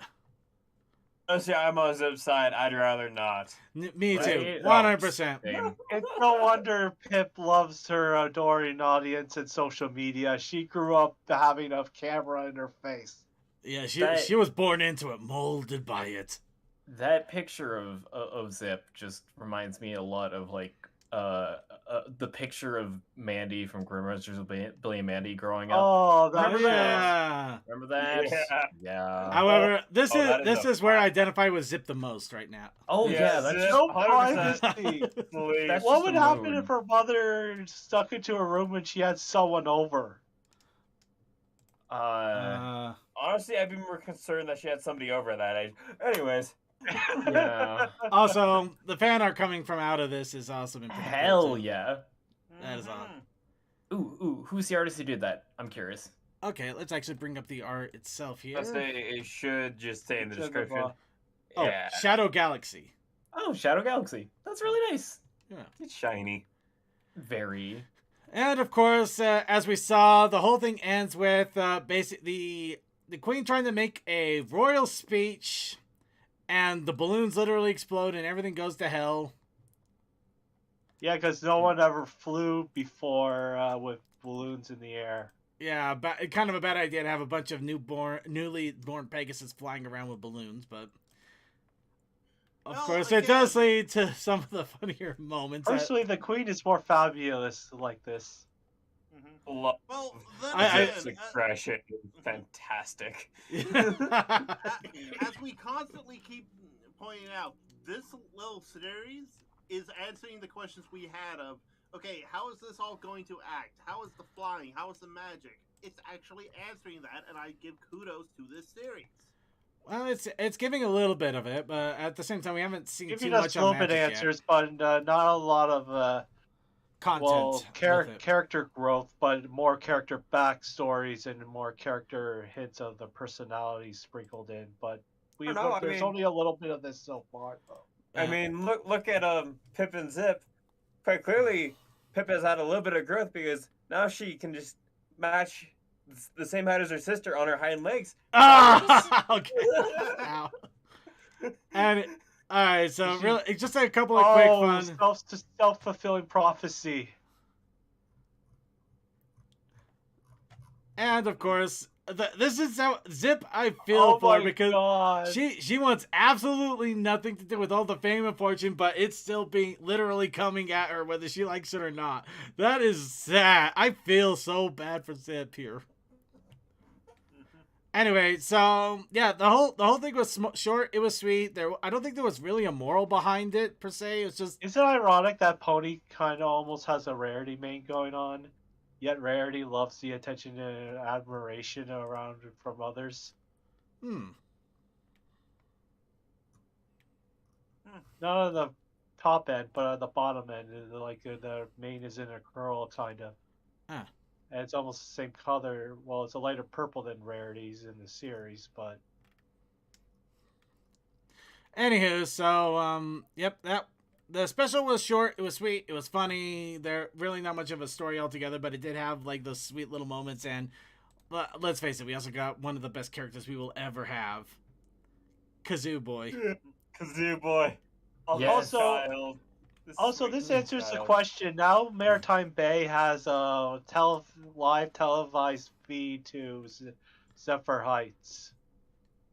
I'm pretty sure that they probably outfitted the Lighthouse to pick up the Pegasus network. Just giant antenna. Yeah, it's pretty much a giant antenna now, yeah. Yeah, but that's another thing. Now all the Pegasi unicorns and Earth ponies have a shared television network now. Well, they'll start to get exposed to it too, but whether how it will. That's right. The trees. They live in Treeville. Yeah.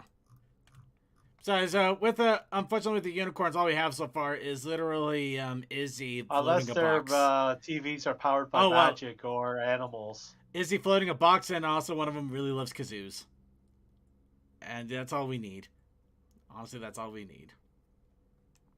So. Any case, that was special altogether. Fun, silly, no moral, but it was, it didn't need a moral. It's just good shenanigans altogether, and I enjoyed every bit of it. Anybody did else have a moral? Like they're gonna face this new chapter in their lives together, and they're not gonna be at home. They're off somewhere else living together. Well, I think the only other moral I can think of is your parents are going to make a big deal when you actually try to do something with your life, but that's not entirely the case.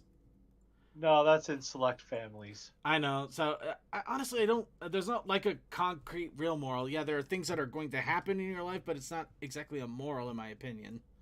Yeah. No, I know. I just wanted to point that out. Very much so. It's not like this episode didn't give us anything by moral-wise. Yeah.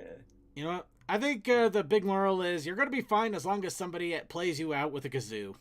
Yep, exactly. Anybody else have anything? All right. Anybody else have anything quick to add so we can finally get to Athena? Nope. I think I think I'm gonna wrap up here. I got a few things to do tonight before I go to sleep and get ready for work in the morning. All right. I hope you have a good. Good Want night, to Cole. give a quick shout out before you go, Cole? Sure. Shout out to all the pony artists in the fandom because they make awesome art and I appreciate them for doing so. Yeah, I think that's all I gotta say. Hey, y'all are wonderful. Bye. Bye, Cole. Bye. All right.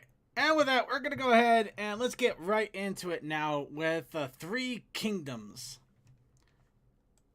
I'm so happy that Pip is finally starting to grow up a little. She's finally hitting her stride. All right.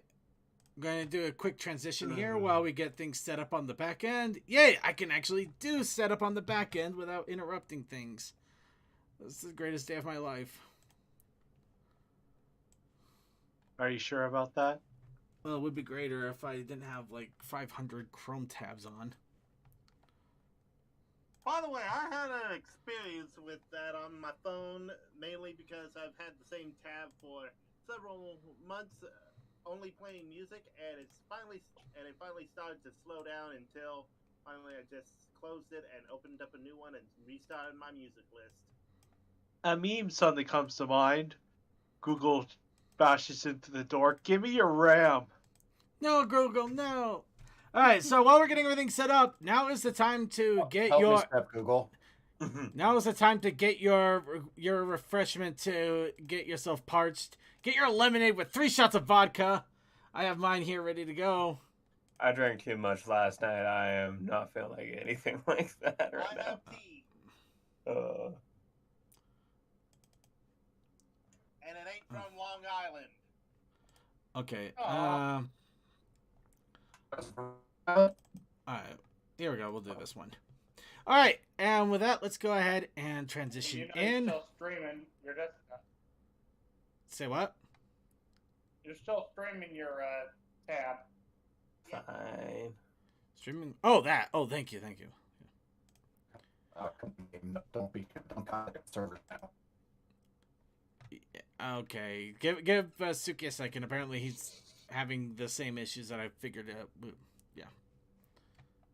And there we go. Trying to reconnect. G. Right. All right. So. Testing. Yep, I have my lemonade with 3 shots of vodka. However, there's also a secret. This is Mike's hard lemonade. So, yeah, this is going to be fun. Yeah, wow. It's going to be fun on the bun. It's going to be fun tonight. All right, everybody. Let's go ahead and get started finally here. And 3. I think this is only video. What? I think this will be only video because look at the time. We got time if we start now. Oh, we got time, Toa. Start now. So, let's start. 3, 2, 1. Martini pen. Margarita. Sorry, margarita. Sorry, I didn't see it fully as it went by. His face. Also, raptor? Nope, wolf. It's the wolf.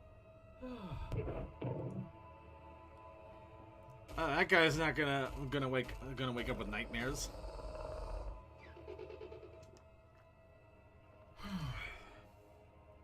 It's going to be difficult, but we have to bring back stability to the kingdoms. The wizard said he was going to be here, but I see no sign of his portal. Where's he? Why is he not walking through it with that bow-legged stance? Dramatic tension. Oh, it's a turn. I thought it was a push. Well, I mean, ponies have to open it, so.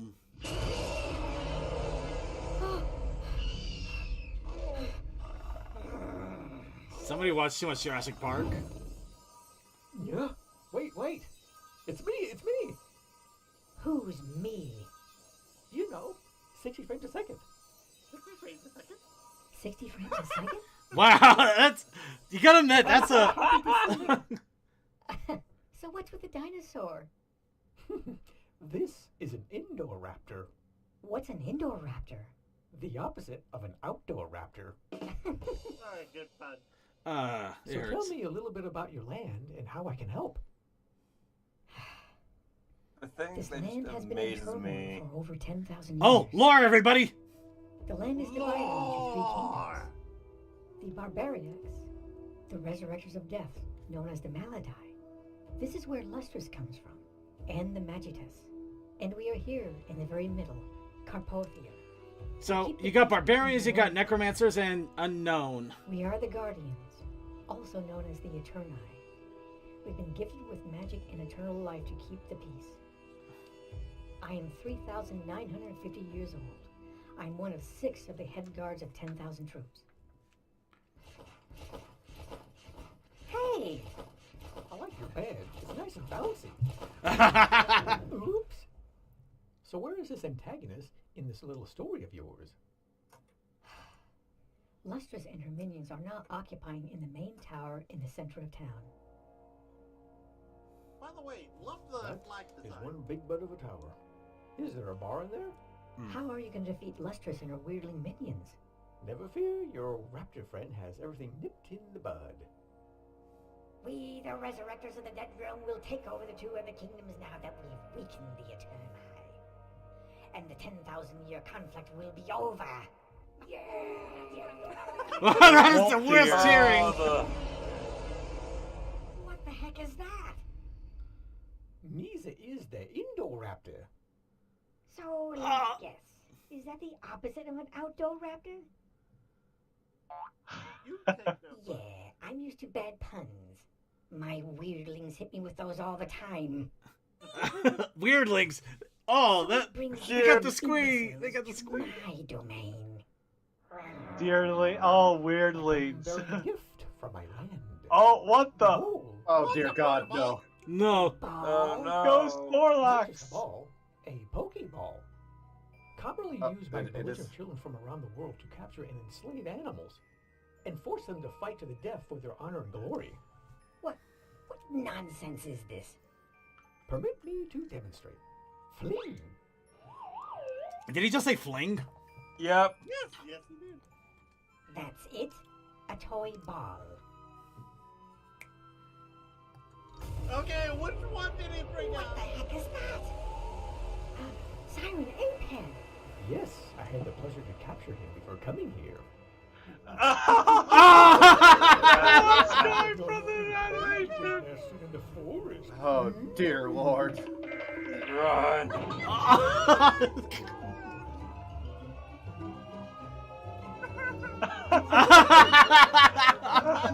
Oh my God.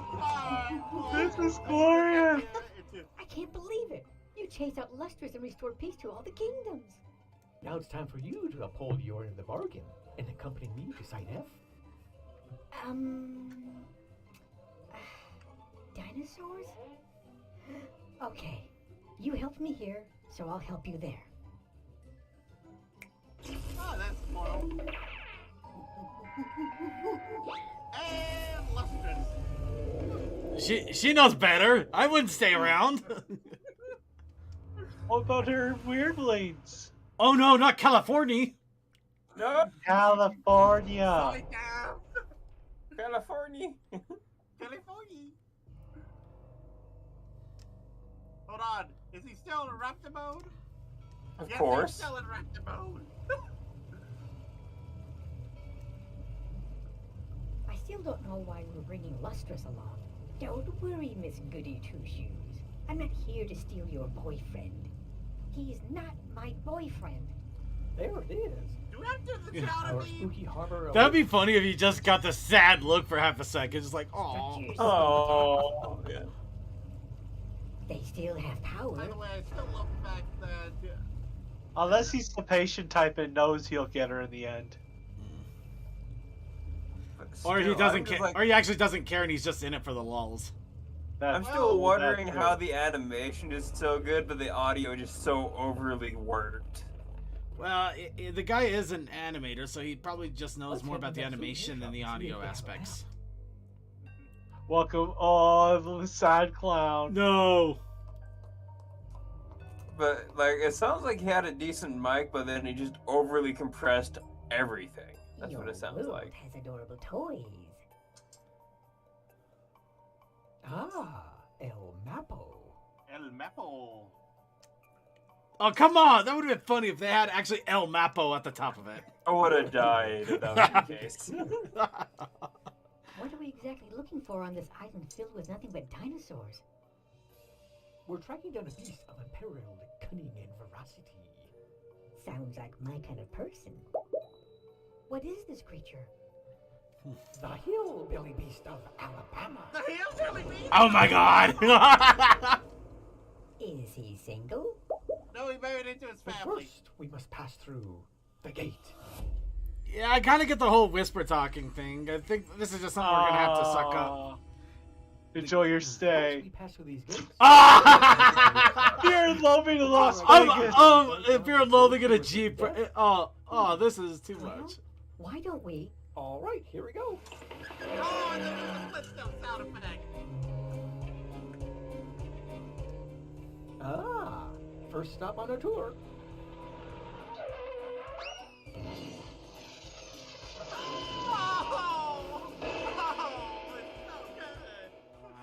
Would you mind driving a little safer? Oh, look.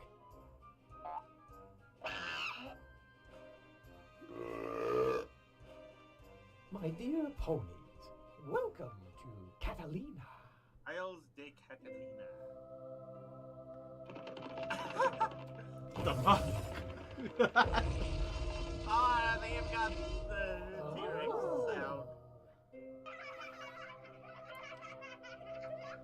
Ah, so adorable. And when we get to That's how it always starts with oohs and ahs. Then it always ends with oops. Huh? Oh no. What the? What Mad Hattery is this? I need you not to ask why the TNT. It's fine. Oh, it's definitely an old firecracker.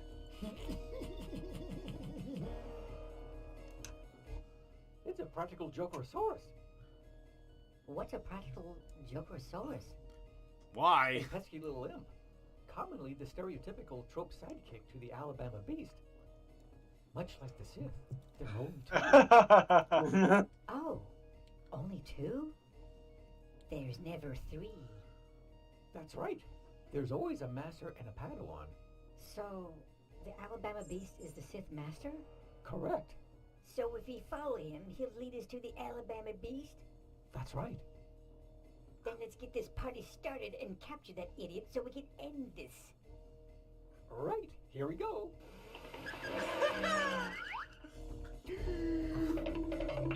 That's not following, that is chasing. Yeah. Step on it, you oaf. He's getting away. How? I mean, have you ever dealt with a dinosaur scooter? You have no idea how fast those things go. Oh god! Oh my god! Yes! Oh. A dinosaur scooter and a cryptid. Yep.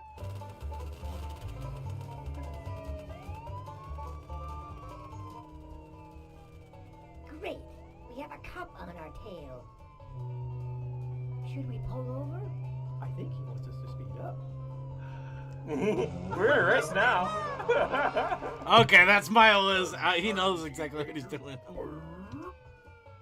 Oh, this is too good. Oh, Yes! Yes, this is what I was hoping for! We're out of road. This is your captain speaking. Drink him if you got him. Yeehaw! don't cry. Aww! I'm loving this world. The next jump is even bigger, and the cop is still on our tail. I'll deal with him. I'm a villain after all.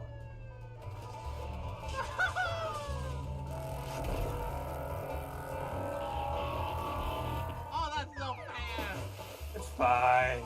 Hey, Mario Kart rules. Yeah, exactly. Ponies.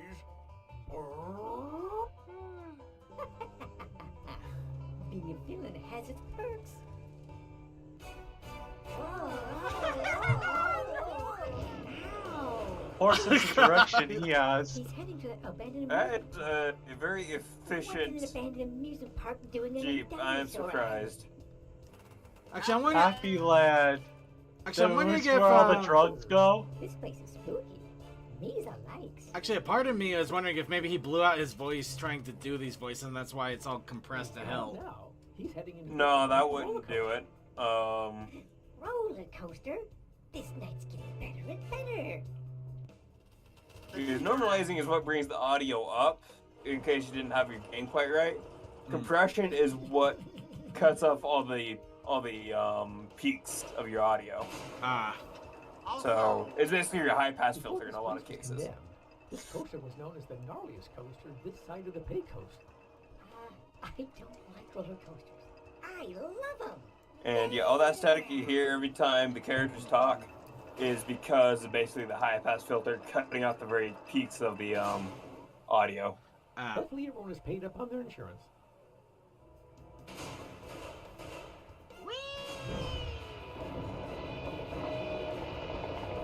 Well, he was also out of the game for 11 months. Maybe he just had some issues. I believe it's always like this. Like I could pull the first one.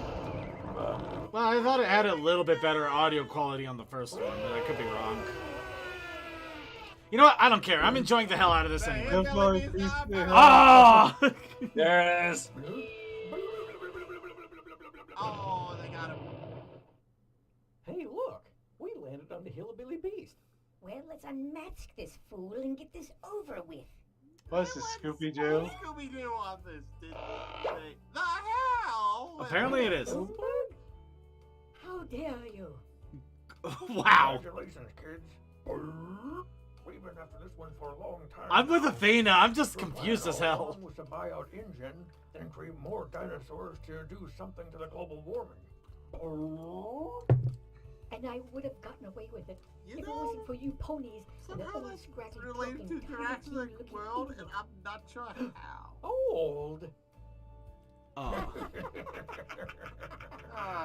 Still, it's a damn fine series. I love it. Welp, I hope you enjoyed that little adventure. Yes, and you restored balance to the kingdom. I don't believe that, Balance. And now, I have to get back to where I belong and bust some ghosts and back to Spider Bridge. Wait, Spider Bridge? I want to see Spider Bridge. No, you don't. Hey, it's... Wait for me. Also, those cups are still floating. The other cups just stay floating. Okay, and yeah, you were right, Circuit. The audio quality from the first one was a lot better. Yeah, I think it just something got mixed up, and it's just audio's not a strong suit. All right. I think he might fix that if he. Yeah, I paused that perfectly. Why not? Okay. Oh, I see you're a man of. Oh, Circuit pauses it for the plot. All right, we'll quickly get over this because I don't want to fiddle with this too much. So, yeah, so after 11 months, it actually was 11 months and 60 frames per second. Funny enough, you actually could see the indoor raptor in the background of 60 frames a second if you look. Oh, there's also a series by Double W Brothers called Teeny Tiny Undertale. Oh yeah, that's an awesome one. That But is also cute, but that's not pony related. But yeah, no, I'm glad to see that we got more story of Athena, and we even got a little bit of lore if anybody really wanted to delve into it. Though we still got a mysterious race. We have no clue what the hell it's all about on one part there, but basically we got essentially we got barbarians, we got necromancers, and we got something horrible, and literally the keepers of the wall. So kind of funny there. Basically, their whole idea of balance is keep them away from each other. Which, you know what, that works. I like that kind of balance. Keep them away. Keep them away. Any thoughts on the thing, or should we go, should we go ahead and grab what videos we can here? You heard mine. I was just like, wow, the animation is amazing. Why is the audio so bad? The audio is definitely a problem. It looks like it suffered a little bit. Again, it's been 11 months between videos, and apparently he actually animates for a lot of studios. So I'm going to chalk it up to maybe just something got wired wrong and he did the best he could with what he had. And probably had a bit of a time crunch going on too, so he couldn't exactly fix it further. Or maybe he couldn't fix it further because it was bad recording. You know, you did what you can, but it was still it's still competent and you could hear it out. You can do a lot to fix audio. It just matters how much time do you want to put into it. Or you can put into it. Anyway, anybody else want to add anything, or should we go ahead and see what W Brothers actually pads for us for lore? Moving on. Okay, then. Good. All right, we're going to go ahead and go into the video segment now, or what we can of it. Here is the main 6 compilation of My Tiny Pony, which also includes scenes that explain things. Here we go.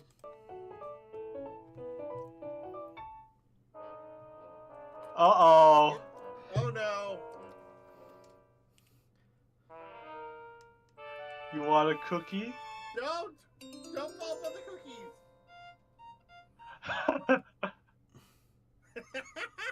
Oh, that visual gag. Don't do it. Don't.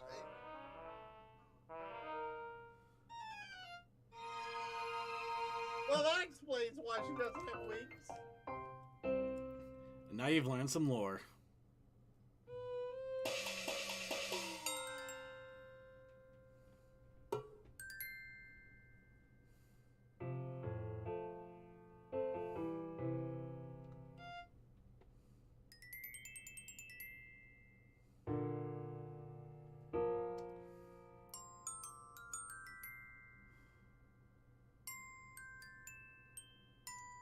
The funny thing is, you can actually see when the old animation kicks in.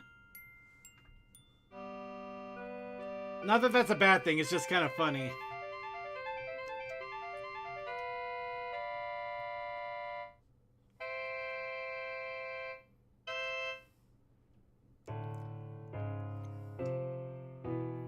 Nom nom nom.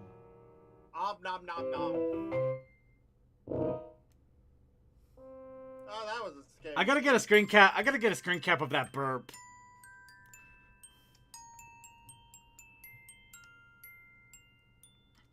Cookies. Delete.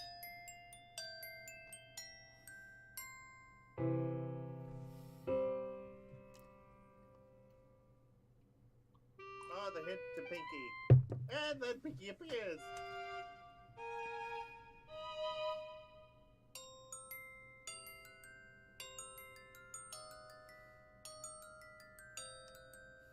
Boop.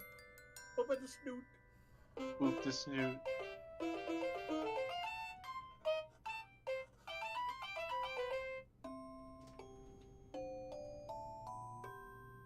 It is Pinkie Pie. No, it's coffee. Don't let it get near it. No. You fool. No. You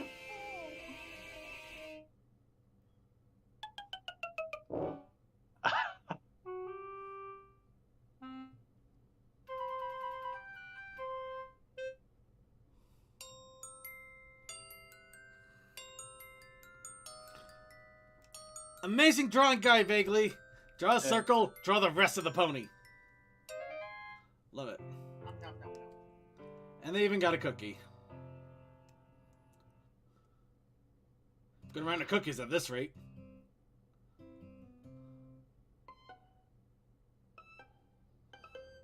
You draw a hot woman, you get a dash.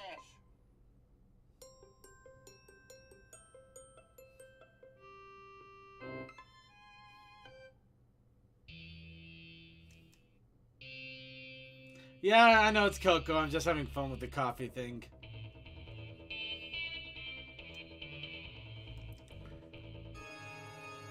Oh.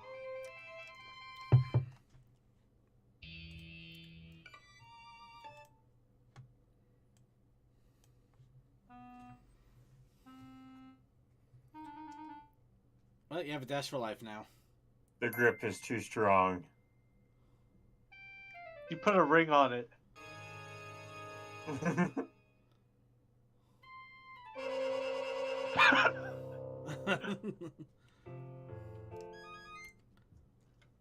a rare Okay.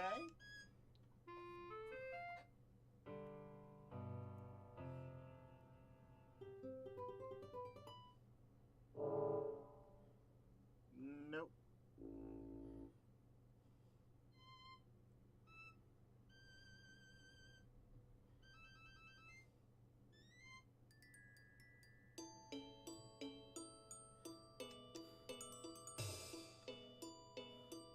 How uncouth. Ah, but he did pet. I just schmoed. Perfection. Oh! Oh no! Oh, the drama queen! Well, I mean, you got covered with paint and messed up your hair. You would lose it too. It's been a moment. Brushy, brushy.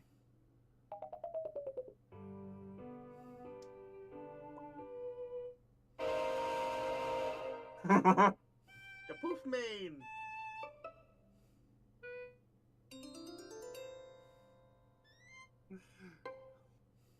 She's got a comb. Run! Oh no! How did you do that?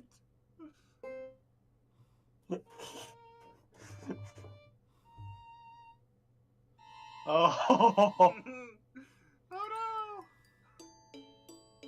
Dashy, darling.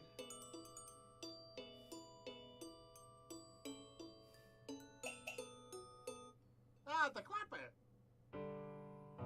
Was that next morning? Yeah. Okay then. And there's the AJ. Wake up! AJ wants her hat. Oh. Oh no! Oh. Atomize. Oh, good. I came back for the best part. Yep.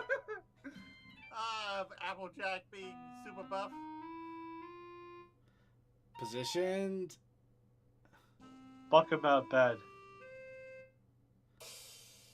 As I said, AJ Dead. is strong. And he a hell of a sleeper. No, I think at that point he's just unconscious. Yeah, I just dead. Or he died in his sleep.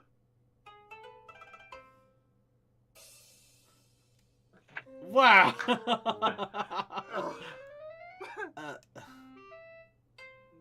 Okay, after round 2, I think he would have been dead.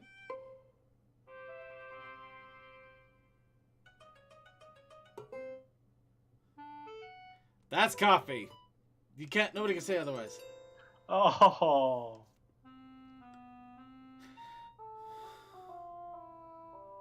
I am surprised that she did pull something. Well, the human is bigger Oh. than her. You gave her the biggest apple in the world. She's never gonna be satisfied again.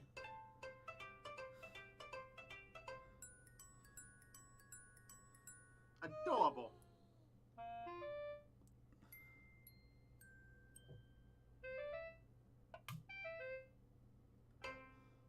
Fucking wizard. A hat. Yes.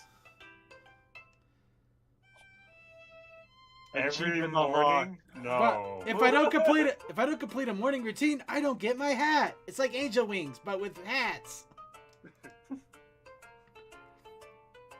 Oh no, they're actually they're remaking the bed. That's cool. Yeah. Oh no, they're making beds, I guess. I don't know. Either way.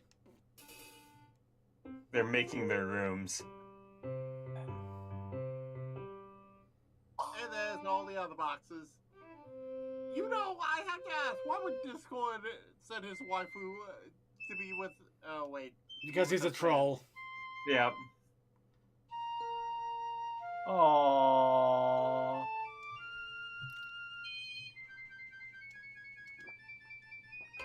Ain't coming out of this box. Aw, the poor darling. Hmm.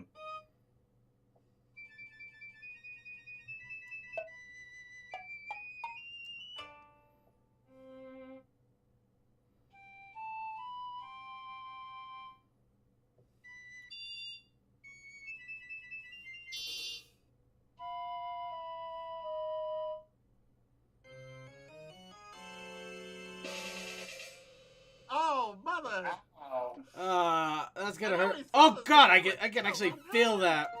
I've been there and done that. Hi, Snowy Motorcycle. We're just enjoying some videos before we wrap up the show. So it's been a good day. To me while I was 7. It's been a good day, though. I finally lost most of a heat burn scar, but I can still see the tracks of it. But still, damn.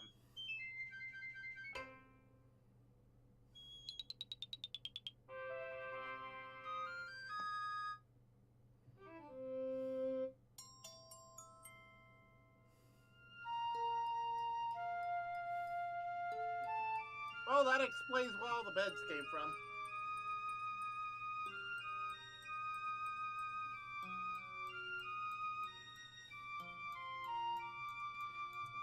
And Rainbow Dash apparently has sleep apnea. I might have sleep apnea. Oh! Papaya and Dash are restless sleepers. Oh, thank you, Snowy. I'm glad you enjoyed my YouTube video. I don't know which one, but I'm glad you enjoyed it regardless. Oh! Yep, there we go.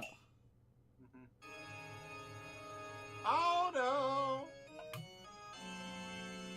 Because he had the Rodney Dangerfield. Oh, his face. Really?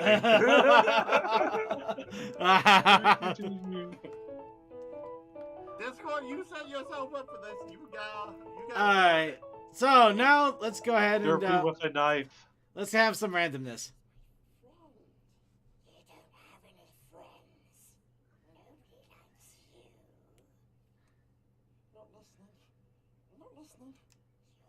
Oh, Lord of the Rings.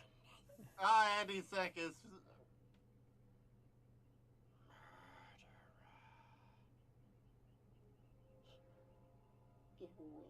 Go away. I hate you.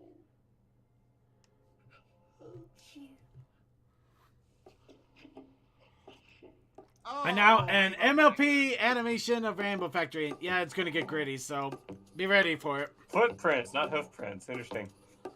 Well, what are you gonna do? Okay, it is this one. Got it. Yeah, this is not a pretty one, let's face it. It's so gooey. Look at all that raspberry jam. Oh, and it's spreading. Yeah, oh, it must be strawberry jam then. Exactly. They'll never get that out of the carpet. Nope, never. No, don't drop the rainbow paint. Do you know how hard it is to mix that? Alright, who?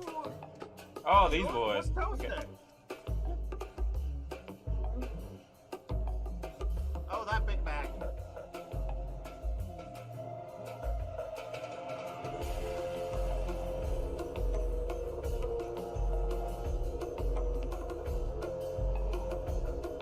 God damn. No, she dropped the pudding.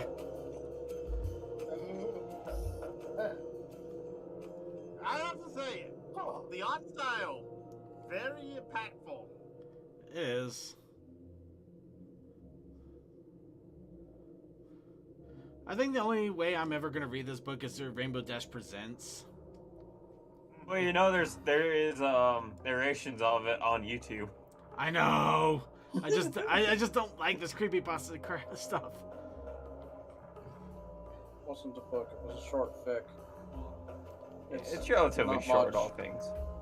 Yeah. Now, granted, people reimagining it and interpreting it could make it into a book.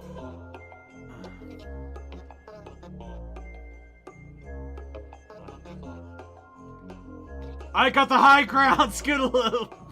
You cannot win! Of course, Wouldn't Toast it, and I know the other Brony, he's the one that does the music video.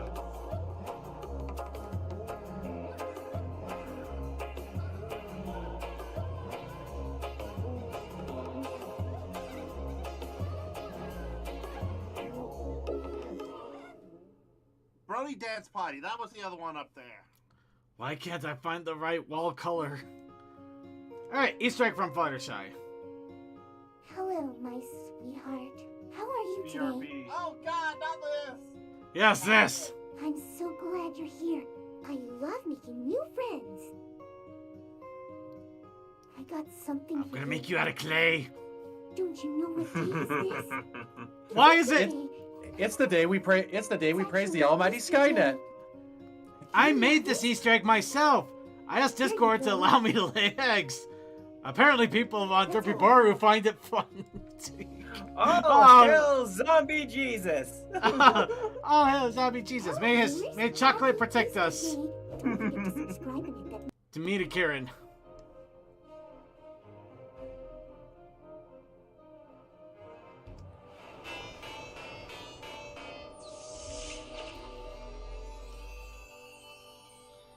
Potential behind. Oh, Jesus was a lich. Oh, that's an interesting that's take. even worse. Oh no.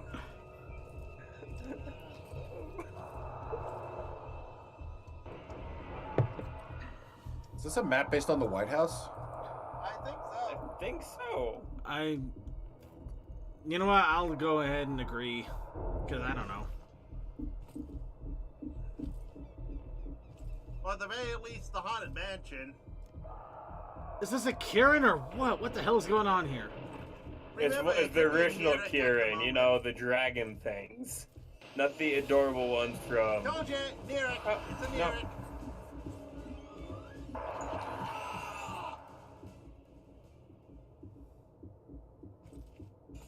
Oh, Autumn. Autumn, sweetie.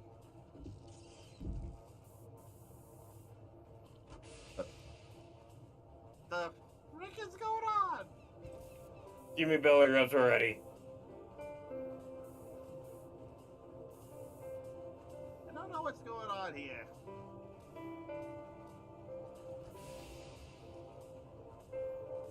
Okay, that texture on that model needs to not be that. Yes. I'm either. Everything about this is weird, and I don't know what to think.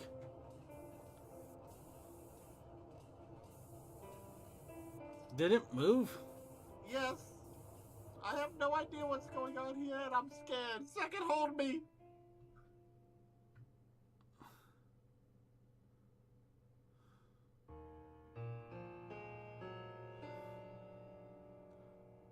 Apparently dealing with angry pets at sometimes. Apparently mares can also do it. That does make sense. Alright, last video before we close out because of time, but yeah.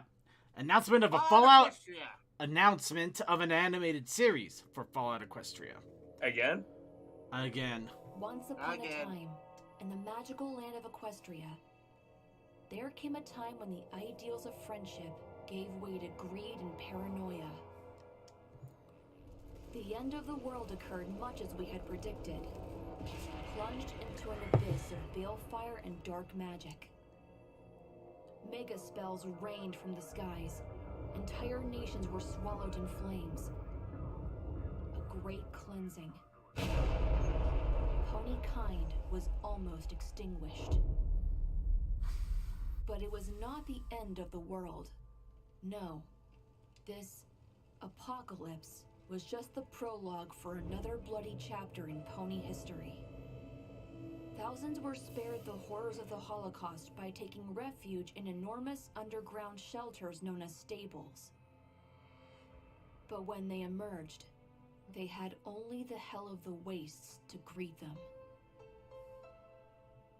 If I'm going to tell you about the adventure of my life, explain how I got to this place with these ponies, and why I did what I'm going to do next, I should probably start by explaining a little bit about pit bucks.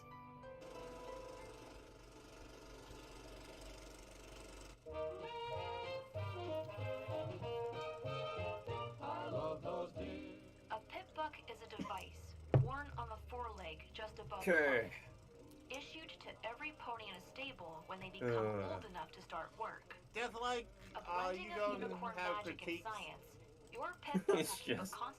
It's like the 5th or 6th time I've heard of a animated series for Fallout Equestria. They always get up like maybe chapter 2 before they give up. Yeah, I'm not doubting that either. But if anybody ever does it, I would be so happy. But yeah, it's kind of like being happy but not holding your breath either.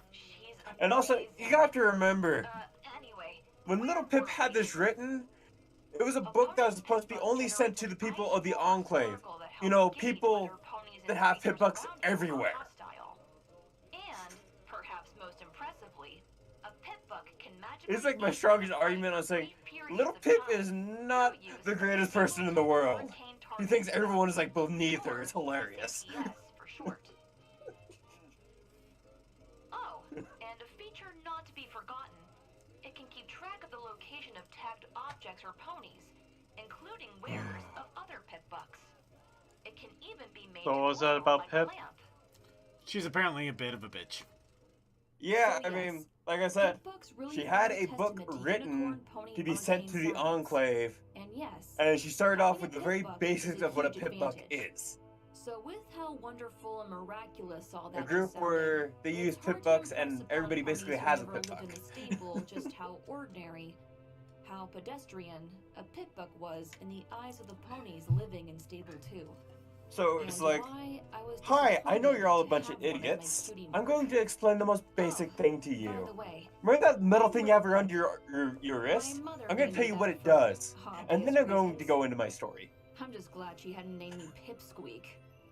Anyway, Oh. nice to meet you. was cool. Here is my story.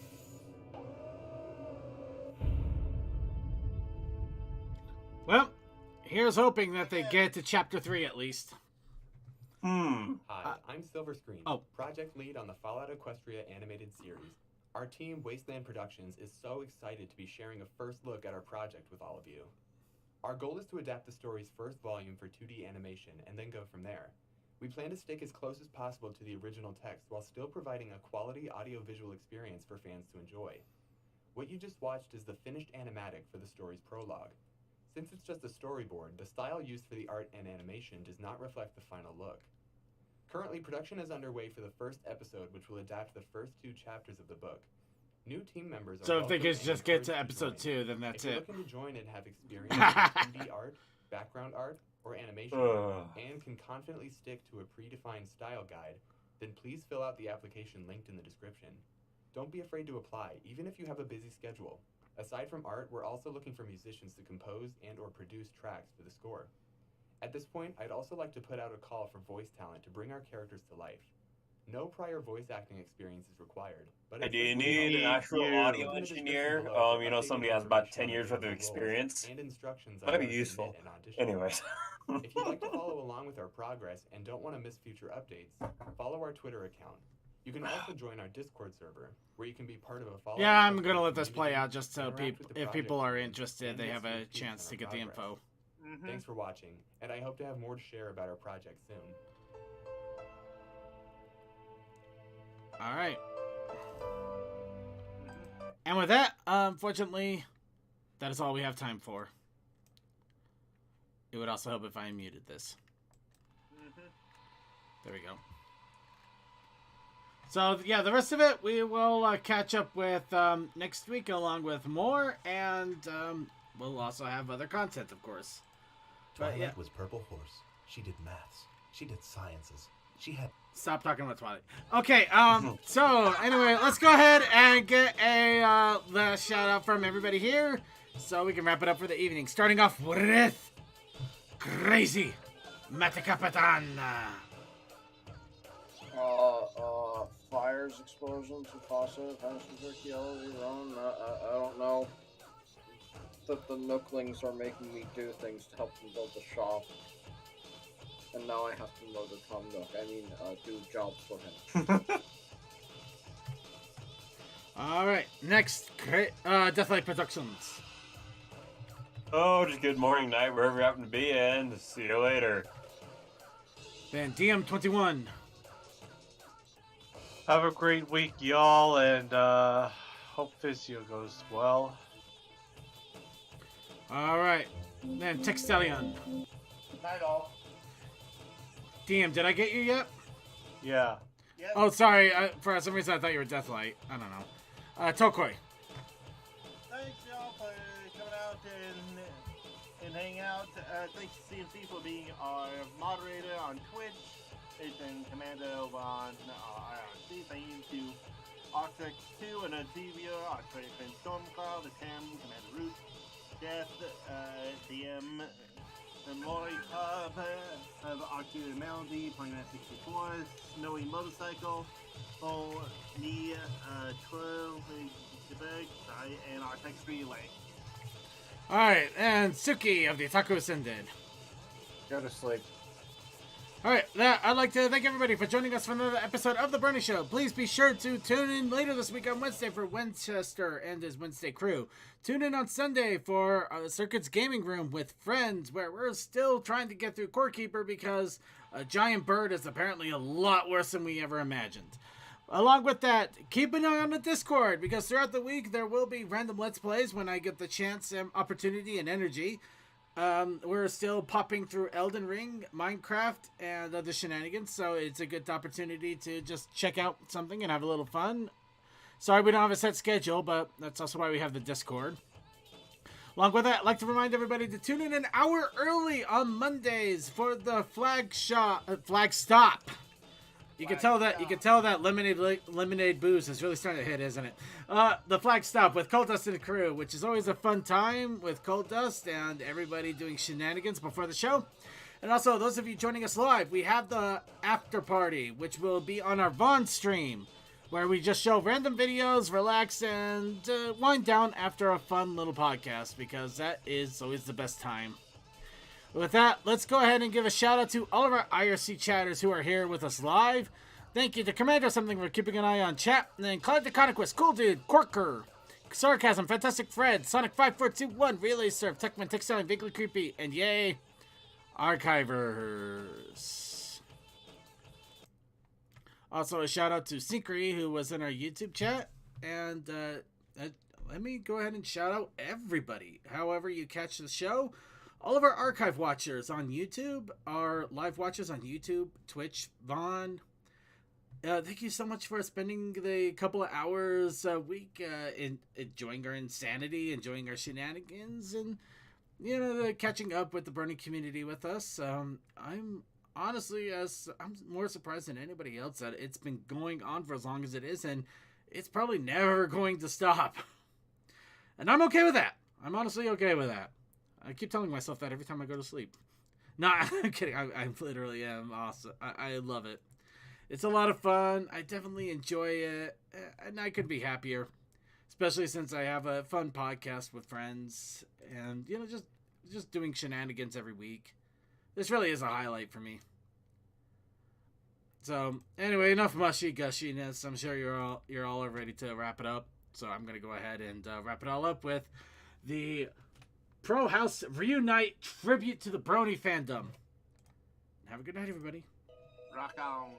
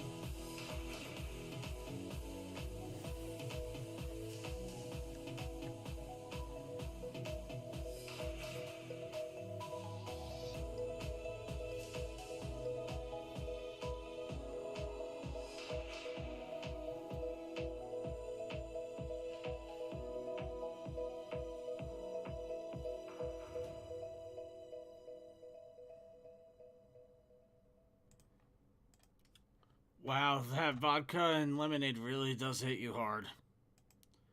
Coffee house after Coffee house after party will be starting in a moment on the Vaughn stream.